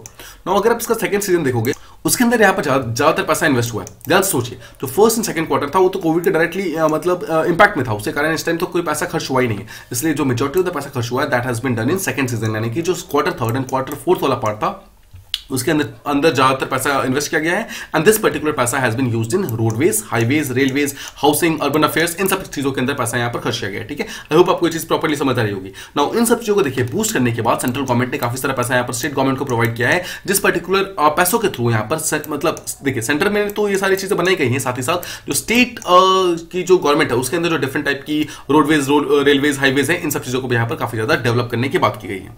तो अगर आपसे एक क्वेश्चन पूछा जाता है कि पिछले 5 सालों के अंदर, पिछले 3-4 सालों के अंदर जो पैसा खर्च हुआ है, जो कैपिटल एक्सपेंडिचर हुआ है, वो एक्जैक्टली इंक्रीज हुआ है फिर डिक्रीज हुआ है, एक्जैक्टली ट्रेंड क्या है? अगर आपसे प्री के अंदर पूछा जाता है, so just remember this particular thing, this is also seeing a upward trend. Again 2018 के अंदर से ज्यादा इंक्रीज होता है 2019 के अंदर, उससे इंक्रीज होता है 2020 के अंदर, उससे भी इंक्रीज होता है 2021 के अंदर। इसका मतलब क्या है कि ओवर द इयर्स लगातार हम अपने कैपिटल एक्सपेंडिचर को धीरे धीरे इंक्रीज करते जा रहे हैं। Just remember this particular trend, you don't need to remember this particular data. कोई भी आपको डेटा यहाँ पे याद नहीं रखा है, एक भी डेटा आपको यहाँ पे याद नहीं रखना है, और कुछ डेटा जो इंपॉर्टेंट होगा वो मैं आपको बताऊंगा, बट यहाँ पर आपको सिर्फ यहाँ पर ट्रेंड्स याद रखने हैं, ठीक है। सिमिलरली अगर आप यहाँ पर कैपिटल एक्सपेंडिचर भी देखेंगे तो गवर्नमेंट ने सबसे ज्यादा पैसा यहाँ पर कहाँ पे इन्वेस्ट किया है, that has been invested in road transport and highways. Just remember the particular scheme called as Gati Shakti scheme. गति शक्ति स्कीम क्या था, वो यही तो था, रोडवेज, रेलवेज, एयरवेज, हाईवेज, इन सब के अंदर जो पैसा खर्च किया गया है उसी को गति शक्ति बोला जाता है। वही actually road transport and highways को यहाँ पर पैसा इन्वेस्ट किया गया है। उसके अलावा रेलवेज के अंदर पैसा खर्च किया गया और बहुत सारा पैसा यहाँ पर हाउसिंग एंड अर्बन अफेयर्स के अंदर खर्च किया गया है। इसका मतलब है ये टॉप तीन सेक्टर्स है जिसके अंदर गवर्नमेंट ऑफ इंडिया ने इस बार सबसे ज्यादा पैसा यहाँ पर इन्वेस्ट किया है। तो गवर्नमेंट का इन सब का एम क्या है, देखिए हमने पीछे देखा कि रेवेन्यू काफी ज्यादा गवर्नमेंट को यहाँ पर इंक्रीज हुआ है, जो गवर्नमेंट ने कैपिटल एक्सपेंडिचर किया वो काफी ज्यादा इंक्रीज किया। इन सब का गवर्नमेंट का एम क्या है, गवर्नमेंट का एम ये है कि कोविड के कारण जितना भी चीजें हमारी डाउन हो गई है, हमारे जहां पर हम धीरे धीरे नीचे जा रहे हैं, उस चीज को फिर से यहाँ पर रिवाइव करना है, हमारी इकोनॉमी को यहाँ पर फिर से ऑन ट्रैक वापस लेकर आना है। देखिए गवर्नमेंट का यहाँ पर अजाइल फिस्कल पॉलिसी को यहाँ पर चूज करना, मतलब अपने पॉलिसी को बार बार चेंज करते रहना, जो चीज बिल्कुल सही है उस चीज को यहाँ पर अडॉप्ट करना। उसके अलावा हमारा रेवेन्यू कलेक्शन का इंक्रीज होना, हमारा बहुत सारा फिस्कल पॉलिसी का इंटरवेंशन यहाँ पर कैपिटल एक्सपेंडिचर के लिए करना, capital expenditure long term projects के अंदर काफी सारा पैसा इन्वेस्ट करना, जो मल्टीप्लायर इफेक्ट है हमारा। देखिए इसके बारे में हमने ऑलरेडी बात की, क्या होता है ये मल्टीप्लायर इफेक्ट। सीधे शब्दों में आप समझिए कि मान लीजिए कि एक पर्टिकुलर इंडस्ट्री अगर उसको पैसा दिया गया है, गवर्नमेंट ने इसको पैसा दिया, मान लीजिए ठीक है, गवर्नमेंट ने इसको पैसा दिया, अब इसके पास पैसा आ गया तो ये डिफरेंट अपने चीजों को बनाना स्टार्ट करेगी। बनाने के लिए इसको चाहिए होंगे वर्कर्स, वर्कर्स को जब यहां पर मिलेगी तो वर्कर्स को मिलेगी जॉब मिलेगी तो उनको मिलेगा वेजेस, यानी कि पैसा, वेजेस मिलेंगे उनके पास तो क्या होगा, ये जैसे पैसे मिलते हैं वैसे वो डिमांड क्रिएट करेंगे, जैसे वो डिमांड क्रिएट करेंगे तो ऑटोमेटिकली इंडस्ट्री के पास प्रोडक्ट्स बनने स्टार्ट हो जाएंगे, ठीक है। तो ये साइकिल है जो कि लगातार मूव करता रहता है, this is called as multiplier effect, ठीक है। कि अगर आप एक जगह पैसा इन्वेस्ट करेंगे तो ऑटोमेटिकली वो पैसा घूमना स्टार्ट हो जाएगा पूरी की पूरी इकोनॉमी के अंदर। तो ये बोला जा रहा है कि इसी पर्टिकुलर इफेक्ट के थ्रू इकोनॉमिक ग्रोथ भी यहाँ पर इंक्रीज होगा, और बोला जा रहा है कि जैसे जैसे हमारी इकोनॉमी ग्रो होगी वैसे वैसे हमारा रेवेन्यू कलेक्शन फिर से इंक्रीज होना स्टार्ट हो जाएगा, and similarly the cycle will go on. उसके कारण जो हमारा ट्रैक, जो कि हम आउट ऑफ ट्रैक हो गए हैं, उस ट्रैक पे हम फिर से वापस आ सकते हैं। Now this is the main M of government, ठीक है। इसी चीज के लिए हम एक्चुअली यहाँ पर काम कर रहे हैं, इसी चीज के लिए हमारा जो इकोनॉमिक सर्वे है यहाँ पर अजाइल अप्रोच को इस साल यूज करता है, ठीक है, ताकि हम यहाँ पर वापस उसी ट्रैक के ऊपर वापस आ सके। नाउ यहाँ पर आकर हमारा जितना भी रेवेन्यू और जितना भी एक्सपेंडिचर वाला पार्ट था गवर्नमेंट का, पिछले एक साल के अंदर गवर्नमेंट ने कहाँ पे पैसे, कहाँ से गवर्नमेंट को पैसे मिले हैं और कहाँ पे गवर्नमेंट ने पैसे खर्च किए हैं, ये सारा का सारा हमारा पूरी तरीके से कंप्लीट हो जाता है, ठीक है। आई होप आपको ये सारे के सारे फैक्टर्स प्रॉपर्ली समझ आ गए। नाउ यहाँ से हम एक सेकंड पार्ट, मतलब basically third part of the video की तरफ हम मूव करने वाले हैं, जहां पर अब यहाँ पर लॉन्ग टर्म ट्रेंड्स को समझेंगे। लॉन्ग टर्म ट्रेंड्स का मतलब क्या है कि पिछले कुछ सालों से लगातार एक ट्रेंड्स क्या चल रहे हैं गवर्नमेंट के फाइनेंसेस के बीच में। देखिए हम अलग अलग फैक्टर्स को समझेंगे यहाँ पर, जैसे गवर्नमेंट के फाइनेंसेस हो गए, स्टेट के फाइनेंसेस क्या है, और रिसीट कैसा है, डेफिसिट कैसा है, हर एक चीज का हम यहाँ पर ट्रेंड समझेंगे, ठीक है। आपको यहाँ पर ट्रेंड के बेसिस पर समझना है। Again you don't need to remember या फिर cram any kind of data, किसी भी डेटा को यहाँ पर यूज नहीं करना है, आपको सिर्फ यहाँ पर ट्रेंड समझना है। Now before starting this long term trends, आपको मैं एक चीज जो बताना चाहूंगा कि पीछे देखिए जितना भी हमने रेवेन्यू डेफिसिट देखा है, जो हमने फिस्कल डेफिसिट देखा है, every single thing was from 21-22 का बेस डेटा, मतलब जो हमारा जो रिसेंट डेटा जो चल रहा है, बेसिकली हमने उस पर्टिकुलर साल के बारे में बात की है।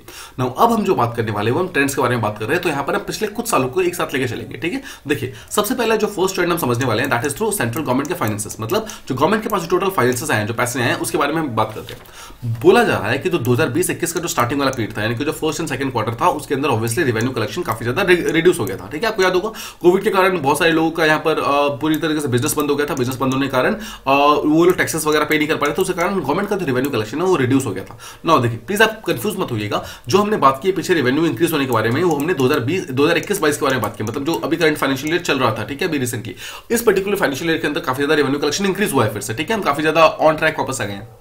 बट द पॉइंट इज कि जो पिछले साल यानी कि जो कोविड वाला टाइम था, उस टाइम हमारा रेवेन्यू कलेक्शन काफी ज्यादा रिड्यूस हो गया था। ना उस टाइम ध्यान सोचिए, जब हमारा कोविड नहीं आया था उससे पहले ये अंदाजा लगाया जा रहा था कि हमारा ईयर ऑन ईयर जो फिस्कल डेफिसिट होगा, ठीक है, जो हमारा मतलब एक साल से सेकंड ईयर जो हमारा फिस्कल डेफिसिट जा रहा है, दैट विल बी अराउंड 3.5%, इतना माना जा रहा था, ठीक है। ना अब पीछे आपको याद होगा, पीछे हमने फिस्कल डेफिसिट की जो बात की थी, हमने बात की थी कि हमारा फिस्कल डेफिसिट रिड्यूस होकर 46.2% पहुंच गया है, ठीक है। आप उसको इससे कंफ्यूज नहीं होना है, क्यों? देखिए जो 46.2% है, दैट इज द ओवरऑल हमारे जीडीपी का फिस्कल डेफिसिट, आपको ध्यान रखना है। बट यहां पर जो हम फिस्कल डेफिसिट की बात कर रहे हैं, that is year on year basis पे, मतलब पिछले साल के कंपैरिजन में हमारा कितना फिस्कल डेफिसिट बढ़ा है या फिर कम हुआ है, ठीक है, दैट इज कॉल्ड एज हमारा year on year fiscal deficit. Now इस चीज को फिलहाल के लिए भूल जाइए, वो चीज पीछे गया, ठीक है। अब यहां पर हम सिंपली ट्रेंड समझ रहे हैं, मतलब पिछले कुछ सालों का ईयर और ईयर बेसिस पे देख रहे हैं कि एग्जैक्टली बढ़ा है या फिर कम हुआ है ना। जब हमारा कोविड नहीं आया था उससे पहले हमारा माना जा रहा था कि हमारा जो फिस्कल डेफिसिट होगा दैट विल बी अराउंड 3.5%, मतलब हमारे पास जितना पैसा है गवर्नमेंट इससे इतना पैसा ज्यादा स्पेंड कर सकती है, मतलब इतना ज्यादा पैसा खर्च कर सकती है।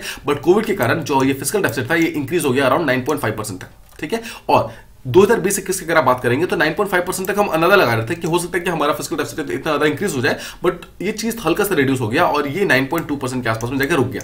इसका मतलब क्या है कि पिछले साल हमारा जो ईयर ऑन ईयर बेसिस का जो फिस्कल डेफिसिट था दैट वाज अराउंड 9.2%, ठीक है। So just remember this particular thing. Again fact नहीं, आपको ये चीज ध्यान रखना है कि ये चीज धीरे धीरे रिड्यूस हुई थी, मतलब जितना हमने एक्सपेक्ट किया था उससे ज्यादा रिड्यूस हो गई थी। सेकंड चीज, जो हमारा मीडियम टर्म का अगर आप फिस्कल डेफिसिट देखते हैं, मतलब मीडियम टर्म का जो हमारा फिस्कल पॉलिसी है वो बोलता है कि अगले साल, मतलब जो हमारा जो अभी फाइनेंशियल ईयर जो चल रहा है उस पर्टिकुलर साल के अंदर जो हमारा फिस्कल डेफिसिट है that is going to be around 6.8%, मतलब हम 9.2% ईयर ऑन ईयर बेसिस पे चल रहे थे फिस्कल डेफिसिट में, वो रिड्यूस होकर ऑटोमेटिकली 6.8% के आसपास में आ जाएगा, ठीक है। So this is a good figure. Obviously हम यहां पर अपने धीरे धीरे फिस्कल डेफिसिट को रिड्यूस कर रहे हैं, ठीक है। सो ये बोलता है, जो इकोनॉमिक सर्वे बोलता है कि अगर हम इसी पर्टिकुलर स्पीड से चलते रहे तो धीरे धीरे government is on well track, मतलब गवर्नमेंट बिल्कुल ट्रैक पर चल रही है, धीरे धीरे अपने फिस्कल डेफिसिट को और ज्यादा वो रिड्यूस कर देगी। तो उसी चीज को आगे समझते हुए देखिए यहां पर इस पर्टिकुलर ग्राफ को देखिए। Now just forget these two lines, just remember the top most line. इसको आप ध्यान से देखिए, जो ऑरेंज लाइन है, जो ऑरेंज लाइन है जो हमारे फिस्कल डेफिसिट के बारे में शो करता है। नाउ जो अगर आप फिस्कल डेफिसिट को अगर आप यहां पे देखेंगे तो देखिए फिस्कल डेफिसिट हमारे यहां पर बहुत ही नॉर्मल चल रहा था, बट 1920 के आसपास में हमारे यहां पर, इसके बाद देखिए 2020-21 यानी कि जो कोविड का टाइम था उस पर्टिकुलर टाइम में हमारा फिस्कल डेफिसिट काफी ज्यादा इंक्रीज हो गया, बिकॉज यहां पर बिजनेस सारे बंद हो गए, उसके कारण गवर्नमेंट को पैसे मिलने बंद हो गए, ठीक है। पैसे मिलने बंद हो गए तो क्या होगा, गवर्नमेंट को सारे के सारे पैसे बोरो करने पड़े तो ऑटोमेटिकली जो हमारी उधारी थी वो ज्यादा इंक्रीज हो गई। और अगेन फिर से जब गवर्नमेंट ने यहाँ पर पैसे यहाँ पर खर्च करने स्टार्ट किए तो फिस्कल डेफिसिट यहाँ पर फिर से रिड्यूस हो गई अराउंड 6.8% के आसपास में, और माना जा रहा है कि चीज धीरे धीरे और ज्यादा रिड्यूस हो जाएगी और हमारा फिस्कल डेफिसिट जो है ऑन ट्रैक अराउंड 3% के आसपास जो रहता है उसे 3% के आसपास में फिर से आ जाएगा अगले 1 से 2 सालों के अंदर, ठीक है। तो ये हमारा बेसिक डेटा है, just remember the trend, don't remember any kind of data और समथिंग। तो यहाँ पर फर्स्ट आप सबसे पहले ये समझ गया कि एक्जैक्टली जो गवर्नमेंट का डेफिसिट चल रहा है, यानी कि जो गवर्नमेंट का जितना भी बोरोइंग्स वगैरह है, यानी कि बेसिकली गवर्नमेंट का जितना भी यहाँ पर फाइनेंसेस वगैरह है उसके अंदर क्या क्या ट्रेंड चल रहे हैं। तो आपने यहाँ पर देख लिया ये चीज धीरे धीरे रिड्यूस हो रही है, यानी कि फिस्कल डेफिसिट हमारी धीरे धीरे रिड्यूस हो रही है।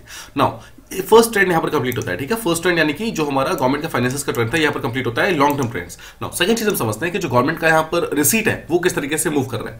नाउ इस रिसीट को समझाने के लिए मैं आपको एक सिंपल सा एक ये पर्टिकुलर फ्लो चार्ट मैंने बनाया है, इसको आप प्रॉपर्ली समझिए। नाउ सबसे पहले वर्ड आता है कि रिसीट का मतलब क्या है। रिसीट का सीधा सा मतलब होता है कि जो गवर्नमेंट को पैसे मिल रहे हैं, ठीक है। सिंपल वर्ड, जो गवर्नमेंट के पास पैसे आ रहे हैं वो चीज रिड्यूस हो रही है फिर इंक्रीज हो रही है, हम उस ट्रेंड को समझने वाले हैं। ध्यान समझिए, देखिए गवर्नमेंट के पास जो भी रेवेन्यूज वगैरह आने वाला है वो दो टाइप का रेवेन्यू हो सकता है। मतलब देखिए या तो वो रेवेन्यू डेट रेवेन्यू होगा या फिर it will be non debt revenue. Now first of all what is a debt revenue. Debt revenue को सीधा सा मतलब है एक ऐसा रेवेन्यू जो कि गवर्नमेंट को बाद में वापस करना पड़ेगा, पे बैक करना पड़ेगा, मतलब जिसको जो एक टाइप से समझ सकते हैं उधारी, जो गवर्नमेंट उधार ले सकती है, मतलब बोरो कर सकती है, ठीक है, सिंपल वर्ड्स में। नाउ समझिए डेट रेवेन्यू दो टाइप्स की होती है, one is called as market borrowing यानी कि MB market borrowing, and second is called as किसी भी टाइप की और लायबिलिटीज जिसे गवर्नमेंट को बाद में पैसा वापस करना पड़ेगा, ठीक है। They are called as debt revenue, ठीक है। देखिए फिर समझिए, हम यहां पर ये चीज समझ रहे हैं कि गवर्नमेंट यहां पर किस किस तरीके से पैसा अपने पास लाती है, मतलब कहां कहां से गवर्नमेंट के पास पैसा आता है। तो पहला जो सोर्स है that is called as debt revenue and second source is called as non debt revenue. तो जो पहला डेट रेवेन्यू है उसका मतलब होता है वो पैसा जो कि गवर्नमेंट लेगी, उधार पैसा लेगी और बाद में वापस कर देगी, पे बैक कर देगी। तो ये जो डेट रेवेन्यू उसके अंदर दो चीज आती है। पहला होता है कि मार्केट से डायरेक्टली बोरो करेगी, मतलब आरबीआई से या फिर किसी बैंक से या फिर किसी कंपनी से, कहीं से भी पैसा गवर्नमेंट लेगी और बाद में पैसा वापस कर देगी। और सेकंड चीज कोई भी और लायबिलिटीज जिसके थ्रू गवर्नमेंट डायरेक्टली पैसा लेगी और बाद में पैसा वापस कर देगी, ठीक है। और सेकंड होता है, second type is called as non debt revenue. देखिए इसको ध्यान समझिए, नॉन डेट रेवेन्यू वही है जिसके बारे में अभी तक हम लगातार बात करते हुए आ रहे हैं। नॉन डेट रेवेन्यू का मतलब क्या है, एक ऐसा पैसा जो गवर्नमेंट को मिलता तो है बट गवर्नमेंट को बाद में वापस नहीं करना पड़ता है, जैसे कि टैक्सेस। देखिए ऑब्वियसली गवर्नमेंट हमसे टैक्स लेती है बट बाद में टैक्स में वापस थोड़ी नहीं करती है। Second non taxes. फिर मान लीजिए गवर्नमेंट ने किसी को लोन दे रखा है तो लोन के बदले में जो रिकवरी होगी, मतलब इंटरेस्ट मिलेगा, बदले में जो प्रिंसिपल मिलेगा गवर्नमेंट को, इन सब का जो पैसा मिलेगा। और फाइनली जो डिसइन्वेस्टमेंट वगैरह होता है, जैसे एयर इंडिया भी रिसेंटली डिसइन्वेस्ट हुआ है तो इसका पैसा जो भी गवर्नमेंट को मिला है वो गवर्नमेंट के पास ही रहेगा, गवर्नमेंट उसको वापस नहीं करने वाला, राइट। तो इन सब चीजों को आपने समझा कि ये दो टाइप के रेवेन्यूज है। इसी चीज को अब यहाँ पर थोड़े से डिटेल में हम समझेंगे आगे वाले स्लाइड्स में। अब देखिए हम यहाँ पर बहुत ही फास्ट चलेंगे, मतलब फास्ट इन द सेंस कि हम इसको काफी ब्रीफ में समझते हुए निकल जाएंगे कि एग्जैक्टली किस पार्ट में कितना इंक्रीज हुआ है, कितना डिक्रीज हुआ है। तो यहाँ पर आपको जो एक चीज ध्यान रखना है दैट अगर आप यहाँ पर एक चीज को ध्यान रखना है वो ये है कि जितना नॉन डेट वाला पार्ट है ना ये ओवरऑल इंक्रीज हुआ है, आपको ध्यान रखना है। ठीक है, मतलब जो गवर्नमेंट के पास जो रेवेन्यू आया है, जो गवर्नमेंट ने जो भी पैसा यहाँ पर लाया है आपके पास, उसमें ज्यादातर पैसा जो गवर्नमेंट के पास है वो नॉन डेट में है। और इस पर्टिकुलर चीज के बारे में हमने पिछले स्लाइड्स के अंदर बहुत ही डिटेल में समझा भी है, आपको याद होगा। टैक्सेस हमारे इंक्रीज हुए हैं, taxes direct taxes indirect taxes दोनों इंक्रीज हुए हैं। नॉन डायरेक्ट टैक्सेस जो नॉन टैक्सेस है यानी कि जो आरबीआई का सरप्लस जो ट्रांसफर हुआ है वो भी इंक्रीज हुआ है, जो हमारा डिसइन्वेस्टमेंट वो भी इंक्रीज हुआ है। हमने जो बहुत सारे लोन वगैरह जो हमारी गवर्नमेंट ने दिया था वो भी इंक्रीज हुआ, और जो हमारा डिसइन्वेस्टमेंट था उसने अराउंड 68,000 करोड़ हमें ऑलरेडी पैसे प्रोवाइड किए गए हैं। इसका मतलब क्या है, ओवरऑल अगर आप हमारा नॉन डेट का स्ट्रक्चर देखेंगे वो कहीं ना कहीं ज्यादा इंक्रीज हुआ है एज कंपेयर टू जो उधार वाला था। तो गवर्नमेंट ने इस साल उधार काफी ज्यादा कम किया है, कम मतलब ज्यादा उधार लिया ही नहीं है, ज्यादातर पैसा हमारे पास नॉन डेट का है। तो this is a very good indication. तो यहां पर हम स्टार्ट करते हैं। सबसे पहले हम समझेंगे जितने भी नॉन डेट रेवेन्यूज है वो कैसे कैसे इंक्रीज हुआ फिर डिक्रीज हुआ, उसके बारे में हम ट्रेंड्स देख रहे हैं, ठीक है। सो जस्ट रिमेंबर, अभी तक हमने जितने भी ट्रेंड्स देखे हैं वो हमने ईयर ऑन ईयर बेसिस पे देखे। अब हम जितने भी ट्रेंड्स देख रहे हैं वो लॉन्ग टर्म ट्रेंड्स देख रहे हैं, मतलब 5-10 साल के अंदर कैसे कैसे काम हुआ है उसको हम देख रहे हैं। सो यहां पर हम देख रहे हैं जो नॉन डेट वाले हैं। नॉन डेट पे पहला कौन सा है, टैक्स रेवेन्यू। सबसे पहले हम टैक्स रेवेन्यू के बारे में समझते हैं। देखिए, आपको सिंपल वर्ड्स में समझना है कि टैक्स रेवेन्यू हमारा इंक्रीज हुआ है, that's it. You just remember this things, ठीक है। देखिए, टैक्सेस के अंदर दोनों चीजें थी, इसके बारे में हमने पीछे ऑलरेडी बात की, इसलिए हम दोबारा मैं इसको बार बार रिपीट नहीं कर रहा हूं। टैक्सेस में देखिए, जो डायरेक्ट टैक्सेस थे, इनडायरेक्ट टैक्सेस थे, दोनों चीजें यहां पर इंक्रीज हुई है। डायरेक्ट टैक्स में जो इनकम टैक्स था वो भी इंक्रीज हुआ है, और जो कॉर्पोरेट टैक्स था वो भी ज्यादा इंक्रीज हुआ है। आपको याद होगा, जो इनकम टैक्स था वो अराउंड 48% इंक्रीज हुआ है, और जो कॉर्पोरेट टैक्स था वो ऑलमोस्ट 90% इंक्रीज हुआ है। अगेन, जो इनडायरेक्ट टैक्स था उसके अंदर जो जीएसटी था वो भी काफी ज्यादा इंक्रीज हुआ है, जो कस्टम था वो भी काफी ज्यादा इंक्रीज हुआ है, और जो एक्साइज ड्यूटी था वो भी काफी ज्यादा इंक्रीज हुआ है। तो ये शो करता है कि ओवरऑल जो हमारा टैक्स रेवेन्यू था ओवरऑल काफी ज्यादा अच्छे तरीके से इंक्रीज हुआ है। The second thing that comes is non tax revenue. देखिए, अगर आप इसको फिर से एक बार देखेंगे तो देखिए, हम यहाँ पर टैक्स को समझ गए, ठीक है। आप समझते हैं नॉन टैक्सेस को, यानी कि नॉन टैक्सेस में एक्जेक्टली हमारा जो ओवरऑल रेवेन्यू है वो इंक्रीज हुआ है, डिक्रीज हुआ है। अगेन, आपको याद होगा नॉन टैक्सेस हमारा ओवरऑल इंक्रीज हुआ है। देखिए, नॉन टैक्सेस के अंदर क्या क्या आता है जिसके बारे में ऑलरेडी बात की हुई है। आरबीआई का सरप्लस जो पैसा मिला है, डिविडेंड्स बहुत सारे मिले हैं, बहुत सारे प्रॉफिट्स मिले हैं, जो बहुत सारे गवर्नमेंट ऑफ इंडिया ने लोन प्रोवाइड किए हुए थे, लोन के बदले में इंटरेस्ट पे किया गया है, ठीक है। इन सब चीजों के कारण ओवरऑल जो हमारा नॉन टैक्स रेवेन्यू है वो भी कहीं ना कहीं इंक्रीज हुआ है, ठीक है। आपको ध्यान रखना है, सिंपल वर्ड्स में आपको देखिए, ये सब चीजें जो डेटा दी हुई है ना, डेटा आपको बिल्कुल भी याद नहीं रखा है कौन सा कितना इंक्रीज हुआ है। This is not important, you just need to remember the trends once again, ठीक है। आपको सिर्फ ट्रेंड याद रखना है, और ये सारे के सारे यानी कि टैक्सेस भी हमारे इंक्रीज हुए हैं, और जो हमारे नॉन टैक्सेस थे वो भी कहीं ना कहीं इंक्रीज हुए हैं। अब देखिए, यहां पर हम टैक्सेस समझ गए, नॉन टैक्सेस समझ गए, दोनों इंक्रीज हुए। Third comes the recovery of loan and fourth comes the disinvestment. इन दोनों को हम साथ में देखते हैं, ठीक है। अब देखिए, सबसे पहले हम समझते हैं कि रिकवरी ऑफ लोन हमारा इंक्रीज हुआ है, डिक्रीज हुआ है। तो ओवरऑल आपको याद रखना है कि जो हमारा रिकवरी ऑफ लोन हुआ है पिछले कुछ सालों के अंदर डिक्लाइन हो गया, मतलब गवर्नमेंट ने जो भी लोन्स वगैरह प्रोवाइड किए हैं वो चीज उतने अच्छे तरीके से गवर्नमेंट को वापस नहीं मिले हैं, मतलब अभी तक गवर्नमेंट ऑफ इंडिया इस चीज में लॉस में चल रही है। और सेकंड चीज डिसइन्वेस्टमेंट काफी ज्यादा इंक्रीज हुआ है, जैसा हमने बात की थी पिछले साल की कंपैरिजन में। नाउ फिर से हम एक बार यहाँ पे समराइज करते हैं। देखिए, वन इज जो हमारा टैक्सेस है, ठीक है, second is non taxes, third is हमारा लोन्स की रिकवरी, और फोर्थ इज हमारा डिसइन्वेस्टमेंट। टैक्सेस हमारे यहाँ पर इंक्रीज हुए हैं, नॉन टैक्सेस यहाँ पे इंक्रीज हुए हैं, लोन्स यहाँ पर डिक्रीज हुए हैं। जस्ट रिमेंबर, बिकॉज ये एक एक्सेप्शनल केस है, ऑलमोस्ट हर चीज हमारा इंक्रीज हुआ है इस साल, बट लोन्स का जो रिकवरी है वो हमारा डिक्रीज हुआ है, और अगेन डिसइन्वेस्टमेंट हमारा फिर से यहाँ पर इंक्रीज हुआ है। So just remember these particular things, ठीक है। तो यहां तक अब हम पूरी तरीके से समझ गए कि एक्जैक्टली ने जो गवर्नमेंट ने जितना रिसीट आया, मतलब गवर्नमेंट को जहां जहां से पैसा आया है वो चीज इंक्रीज हुई है, डिक्रीज हुई है, स्टैग्नेंट है, ये क्या क्या हुई है, हमने हर एक चीज बहुत ही डिटेल में और हर चीज का जो ट्रेंड है उसको बहुत ही अच्छे तरीके से हमने समझ लिया है। तो यहां पर हमारे जितने भी एक्सपेंडिचर्स थे पूरी तरीके से, मतलब जो पहले वाले थे वो फिनिश हो गए, ठीक है। जो हमारे मतलब जो सेंट्रल गवर्नमेंट के फाइनेंसेस थे वो हमारे फिनिश हो गए। सेकंड चीज, जो हमारे जो रिसीट्स के अंदर जितने भी ट्रेंड्स थे वो सबके सब फिनिश हो गए, ठीक है। अब हम यहां पर मूव करेंगे जो एक्सपेंसेस थे। अब देखिए, एक्सपेंसेस के बारे में जितना डेटा था वो हमने स्टार्टिंग में देख लिया था। अब हम यहां पर हम सिर्फ और सिर्फ ट्रेंड्स देख रहे हैं, ठीक है, कि एक्जैक्टली ट्रेंड्स जो है वो इंक्रीज हुआ है फिर डिक्रीज हुआ है, उस चीज को हम प्रॉपर्ली समझने की कोशिश करें। तो सबसे पहले आपको याद होगा हमने पिछले स्लाइड्स के अंदर बात की है कि एक्जैक्टली गवर्नमेंट ने एक्सपेंडिचर कहां पे किया है। तो सबसे पहले देखिए, आपको ध्यान रखना है कि इस साल हम कौन सा अप्रोच यूज कर रहे हैं। That approach is called as agile approach. Agile approach का मतलब क्या है कि हम पहले सिचुएशन को देखेंगे, समझेंगे, उसके बाद हम उसके हिसाब से प्लानिंग चेंज करेंगे, ठीक है अपनी। तो वही बोला गया है कि जैसे जैसे हमारा सिचुएशन इवॉल्व हुआ है उसके हिसाब से हमने अपनी अपनी प्लानिंग को चेंज किया। देखिए, जो इनिशियल फेज था यानी कि जब कोविड वाला टाइम था, उस टाइम हमें ये चीज पता थी कि कोविड के कारण हमें जो सबसे ज्यादा इंपॉर्टेंट है दे आर एसेंशियल एक्टिविटीज, यानी कि मेडिसिन, हॉस्पिटल्स, जो नर्सिंग स्टाफ है, जो फ्रंटलाइन वर्कर्स है, उन सब के लिए यहाँ पर पैसा जो खर्च करना जरूरी था, ठीक है। तो सबसे जो पहला पार्ट था उसके अंदर सिर्फ इन चीजों के अंदर पैसा खर्च किया गया, ठीक है। सेकंड चीज, जब ये चीज धीरे धीरे इंक्रीज हो गई, बूस्टअप हो गई, उसके बाद जो पैसा खर्च किया गया, मतलब जो पैसा खर्च किया गया, that was for those sectors जिस सेक्टर को अगर हम रिवाइव करते तो हमारी इकोनॉमी के अंदर सबसे ज्यादा पॉजिटिव इफेक्ट आने वाला था, ठीक है। तो सेकंड चीज देखिए, सबसे पहले हमने यहाँ पर जितने भी हमारा जो एसेंशियल एक्टिविटीज थे उसके अंदर पैसा खर्च किया। इसके बाद हमने पैसा खर्च किया उन सारे सेक्टर्स के ऊपर जिसको ऊपर पैसा खर्च करने के कारण हमारी इकोनॉमी के ऊपर सबसे ज्यादा पॉजिटिव इफेक्ट आने वाला था। जब ये पार्टिकुलर जितने भी सेक्टर्स थे ये भी जब पूरी तरीके से यहाँ पर रिवाइव हो गए, उसके बाद हमने फिर धीरे धीरे पैसा खर्च करना स्टार्ट किया हमारे डोमेस्टिक कैपिटल एक्सपेंडिचर के ऊपर, ठीक है। मतलब समझ रहे, धीरे धीरे हमने स्टेप बाय स्टेप यहाँ पर अलग अलग जो हमारे बिजनेस थे उन सब के अंदर हमने पैसा खर्च करना स्टार्ट किया, ताकि हमारी इकोनॉमी के अंदर जो हाई मल्टीप्लायर इफेक्ट है वो धीरे धीरे इंक्रीज हो जाए। सो अब समझते हैं कि एग्जैक्टली जो पैसा खर्च किया गया है वो पैसा आया कहां से उस पर्टिकुलर टाइम में। ठीक है, देखिए जब आपके पास बजट बिल्कुल सामने नहीं होता है, देखिए उस टाइम जब कोविड आया था उस टाइम बजट हमारे बिल्कुल सामने नहीं था, बिकॉज बजट उस टाइम ऑलरेडी जा चुका था। तो बजट अगर हमारा जा चुका था तो हमारे पास एक सिंपल सॉल्यूशन ये था हमारी गवर्नमेंट के पास में कि अगर हमने एक पैसा ऑलरेडी अलॉट किया हुआ है, मान लीजिए यहाँ पर कुछ पैसा अलॉट किया हुआ है, इस पर्टिकुलर पैसे को हम यहाँ पर ना देकर के अगर हम ट्रांसफर कर दें और कोविड के रिलीफ के अंदर यूज किया तो ऐसा किया जा सकता है। ठीक है, इसी चीज को यहाँ पर यूज किया गया, जहां पर माना जा रहा है टोटल 30% से ज्यादा हमें पैसा मतलब हमारी गवर्नमेंट को एक्स्ट्रा पैसा खर्च करना पड़ा था कोविड के ईयर में, बिकॉज इतना पैसा हमारे पास मतलब कम था कोविड से फाइट करने के लिए। ऑब्वियसली किसने एंटिसिपेट नहीं किया था कि कोविड जैसा कोई भी चीज आ रही है, तो इस चीज के कारण हमने इस चीज के लिए हेल्थ सेक्टर के लिए अलग से पैसा लाया नहीं था, और उसी चीज को यहाँ पर मतलब भरपाई करने के लिए बाद में हमें अलग अलग जगहों से पैसा लेकर आना पड़ा। देखिए पहली जो चीज जहां से पैसा लाया गया दैट वाज सैलरीज, यानी कि बहुत सारे लोग जो थे उनकी सैलरी को यहाँ पर डिक्लाइन किया गया, रिड्यूस किया गया, जहां पर बहुत सारे गवर्नमेंट एम्प्लॉयज थे उनका जो डीएनएस अलाउंस जो यानी कि डीए होता है, यानी कि देखिए डीए का सिंपल मतलब है जो महंगाई भत्ता, ठीक है, महंगाई भत्ता जो मिलती है उस चीज को रिड्यूस कर दिया गया और उस पैसे को फिर आगे कोविड के फाइट के लिए यूज किया गया। सेकंड चीज, बहुत सारा जो पैसा यूज किया गया था दैट वाज फॉर सब्सिडीज। पीछे हमने बात की कि सब्सिडी काफी ज्यादा इंक्रीज हो गई है, स्पेशली देखिए ओवरऑल सब्सिडी अगर आप बात करोगे तो हमारी सब्सिडी पिछले एक साल के अंदर 200% ऑलमोस्ट इंक्रीज हो गई। बट अगर आप एक फूड सब्सिडी का देखेंगे तो पिछले एक साल के अंदर हमारी फूड सब्सिडी ऑलमोस्ट 400% इंक्रीज हो गई है। इसका मतलब क्या है, मेजोरिटी ऑफ द पैसा जो सब्सिडी के अंदर खर्च हुआ है that has been done on food subsidy. ठीक है, और उसके लिए एक जो स्कीम लॉन्च की गई है दैट इज प्रधानमंत्री गरीब कल्याण अन्न योजना। आपको याद होगा इसके अंदर 81 करोड़ जो बेनिफिशियरीज थे उनको यहाँ पर खाना वगैरह यहाँ पर पूरी तरीके से प्रोवाइड किया गया है। इसके अलावा देखिए जितना पैसा हमारे गवर्नमेंट ने खर्च किया, देखिए सिर्फ यहाँ पर गवर्नमेंट ने पैसा खर्च नहीं किया है, बट उस पैसे को जहां खर्च किया गया है उसकी क्वालिटी को भी यहाँ पर काफी ज्यादा इंप्रूव किया गया है। ठीक है, तो आपको ये ध्यान रखना है गवर्नमेंट ने पैसे खर्च करने के साथ साथ कहां पर पैसे खर्च हो रहे हैं उस पर्टिकुलर चीज पर भी काफी ज्यादा फोकस किया गया है। ठीक है, स्पेशली पैसा उन जगहों पर खर्च किया गया है जहां पर कैपिटल एक्सपेंडिचर हो, मतलब जहां पर लॉन्ग टर्म इफेक्ट हो उस पर्टिकुलर पैसे का, मतलब जहां पर हमें काफी ज्यादा फायदा हो लॉन्ग टर्म में, यानी कि स्पेशली जो इंफ्रास्ट्रक्चर का स्पेंडिंग है उन सब चीजों के अंदर पैसा मतलब स्पेंड किया गया है ताकि हमें लॉन्ग टर्म के अंदर काफी ज्यादा फायदा मिल सके। इसके अलावा जो सेंट्रल गवर्नमेंट है उसने काफी सारा पैसा स्टेट गवर्नमेंट्स को ट्रांसफर किया था, इसलिए ट्रांसफर किया था कि ताकि स्टेट जो है अपने अपने स्टेट्स के अंदर कोविड के अगेंस्ट प्रॉपर्ली फाइट ऑफ कर सके। देखिए जो 15th फाइनेंस कमीशन आया था उसने रिकमेंडेशन दिया था कि आप स्टेट को काफी सारा पैसा प्रोवाइड करो ताकि स्टेट अपने अपने स्टेट के अंदर जो मतलब डिफरेंट स्टेट्स है वो लोग अपने अपने स्टेट्स के अंदर प्रॉपर्ली डिफरेंट मेजर्स ले सकें। तो उसके लिए अराउंड 2.3 लाख करोड़ इतना पैसा सेंट्रल गवर्नमेंट ने स्टेट गवर्नमेंट को प्रोवाइड किया था इस बार 15th फाइनेंस कमीशन की बात मानकर। Now, there is a thing called as post-devolution revenue deficit grant. Now, ध्यान समझिए क्या है।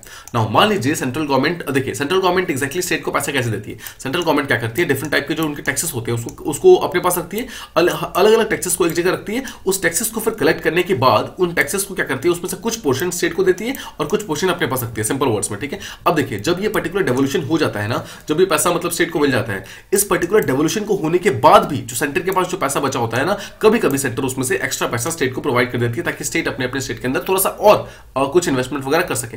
तो दिस पर्टिकुलर थिंग जो एक्स्ट्रा पैसा दिया जाता है that is called as post devolution, मतलब डेवोल्यूशन होने के बाद, मतलब जो पैसा ऑलरेडी दिया जा चुका है उसके बाद फिर से कुछ रेवेन्यू डेफिसिट जो स्टेट का चल रहा है, मतलब स्टेट के पास जितना पैसा कम है उस चीज को ग्रांट के रूप में दिया जाता है। ठीक है, नाउ आपको ध्यान रखना है कि हमारे article 275 of the Indian constitution के अंदर ये चीज प्रॉपर्ली मेंशन्ड है कि हमारे स्टेट को ऐसा पैसा मिल सकता है अगर स्टेट के पास पैसा खत्म हो गया और तो वो डायरेक्टली सेंटर से पैसा मांग सकती है। ठीक है, but this should be recommended by, मतलब जो फाइनेंस कमीशन होगा उस पर्टिकुलर टाइम का वो उसे रिकमेंड करेगा तभी हो पाएगा। तो जो रिसेंटली जो 15th फाइनेंस कमीशन है उसने रिकमेंड किया है कि आप ये पैसा दे सकते हैं ताकि जो भी रेवेन्यू अकाउंट का जो गैप वगैरह चल रहा है जो स्टेट गवर्नमेंट के अंदर, उस चीज को यहाँ पर पूरी तरीके से खत्म किया जा सके और स्टेट अपने अपने स्टेट के अंदर अलग टाइप के प्रोजेक्ट्स को लॉन्च कर सके। ठीक है, इसी चीज के लिए यहाँ पर गवर्नमेंट जो सेंट्रल गवर्नमेंट है उसने अराउंड 2.3 लाख करोड़ स्टेट को यहां पर एक्स्ट्रा पैसा प्रोवाइड किया था as compare to the last year.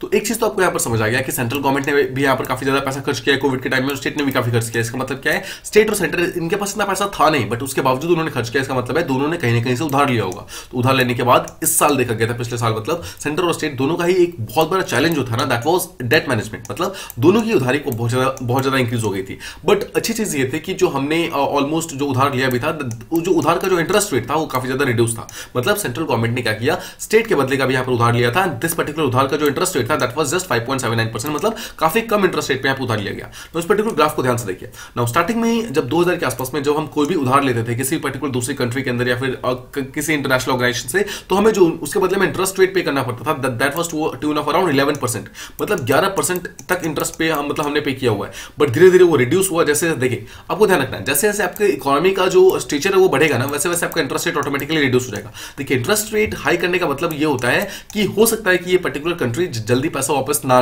मतलब लौटा नहीं पाएगी, इसलिए उसका इंटरेस्ट रेट इंक्रीज कर दिया जाता है।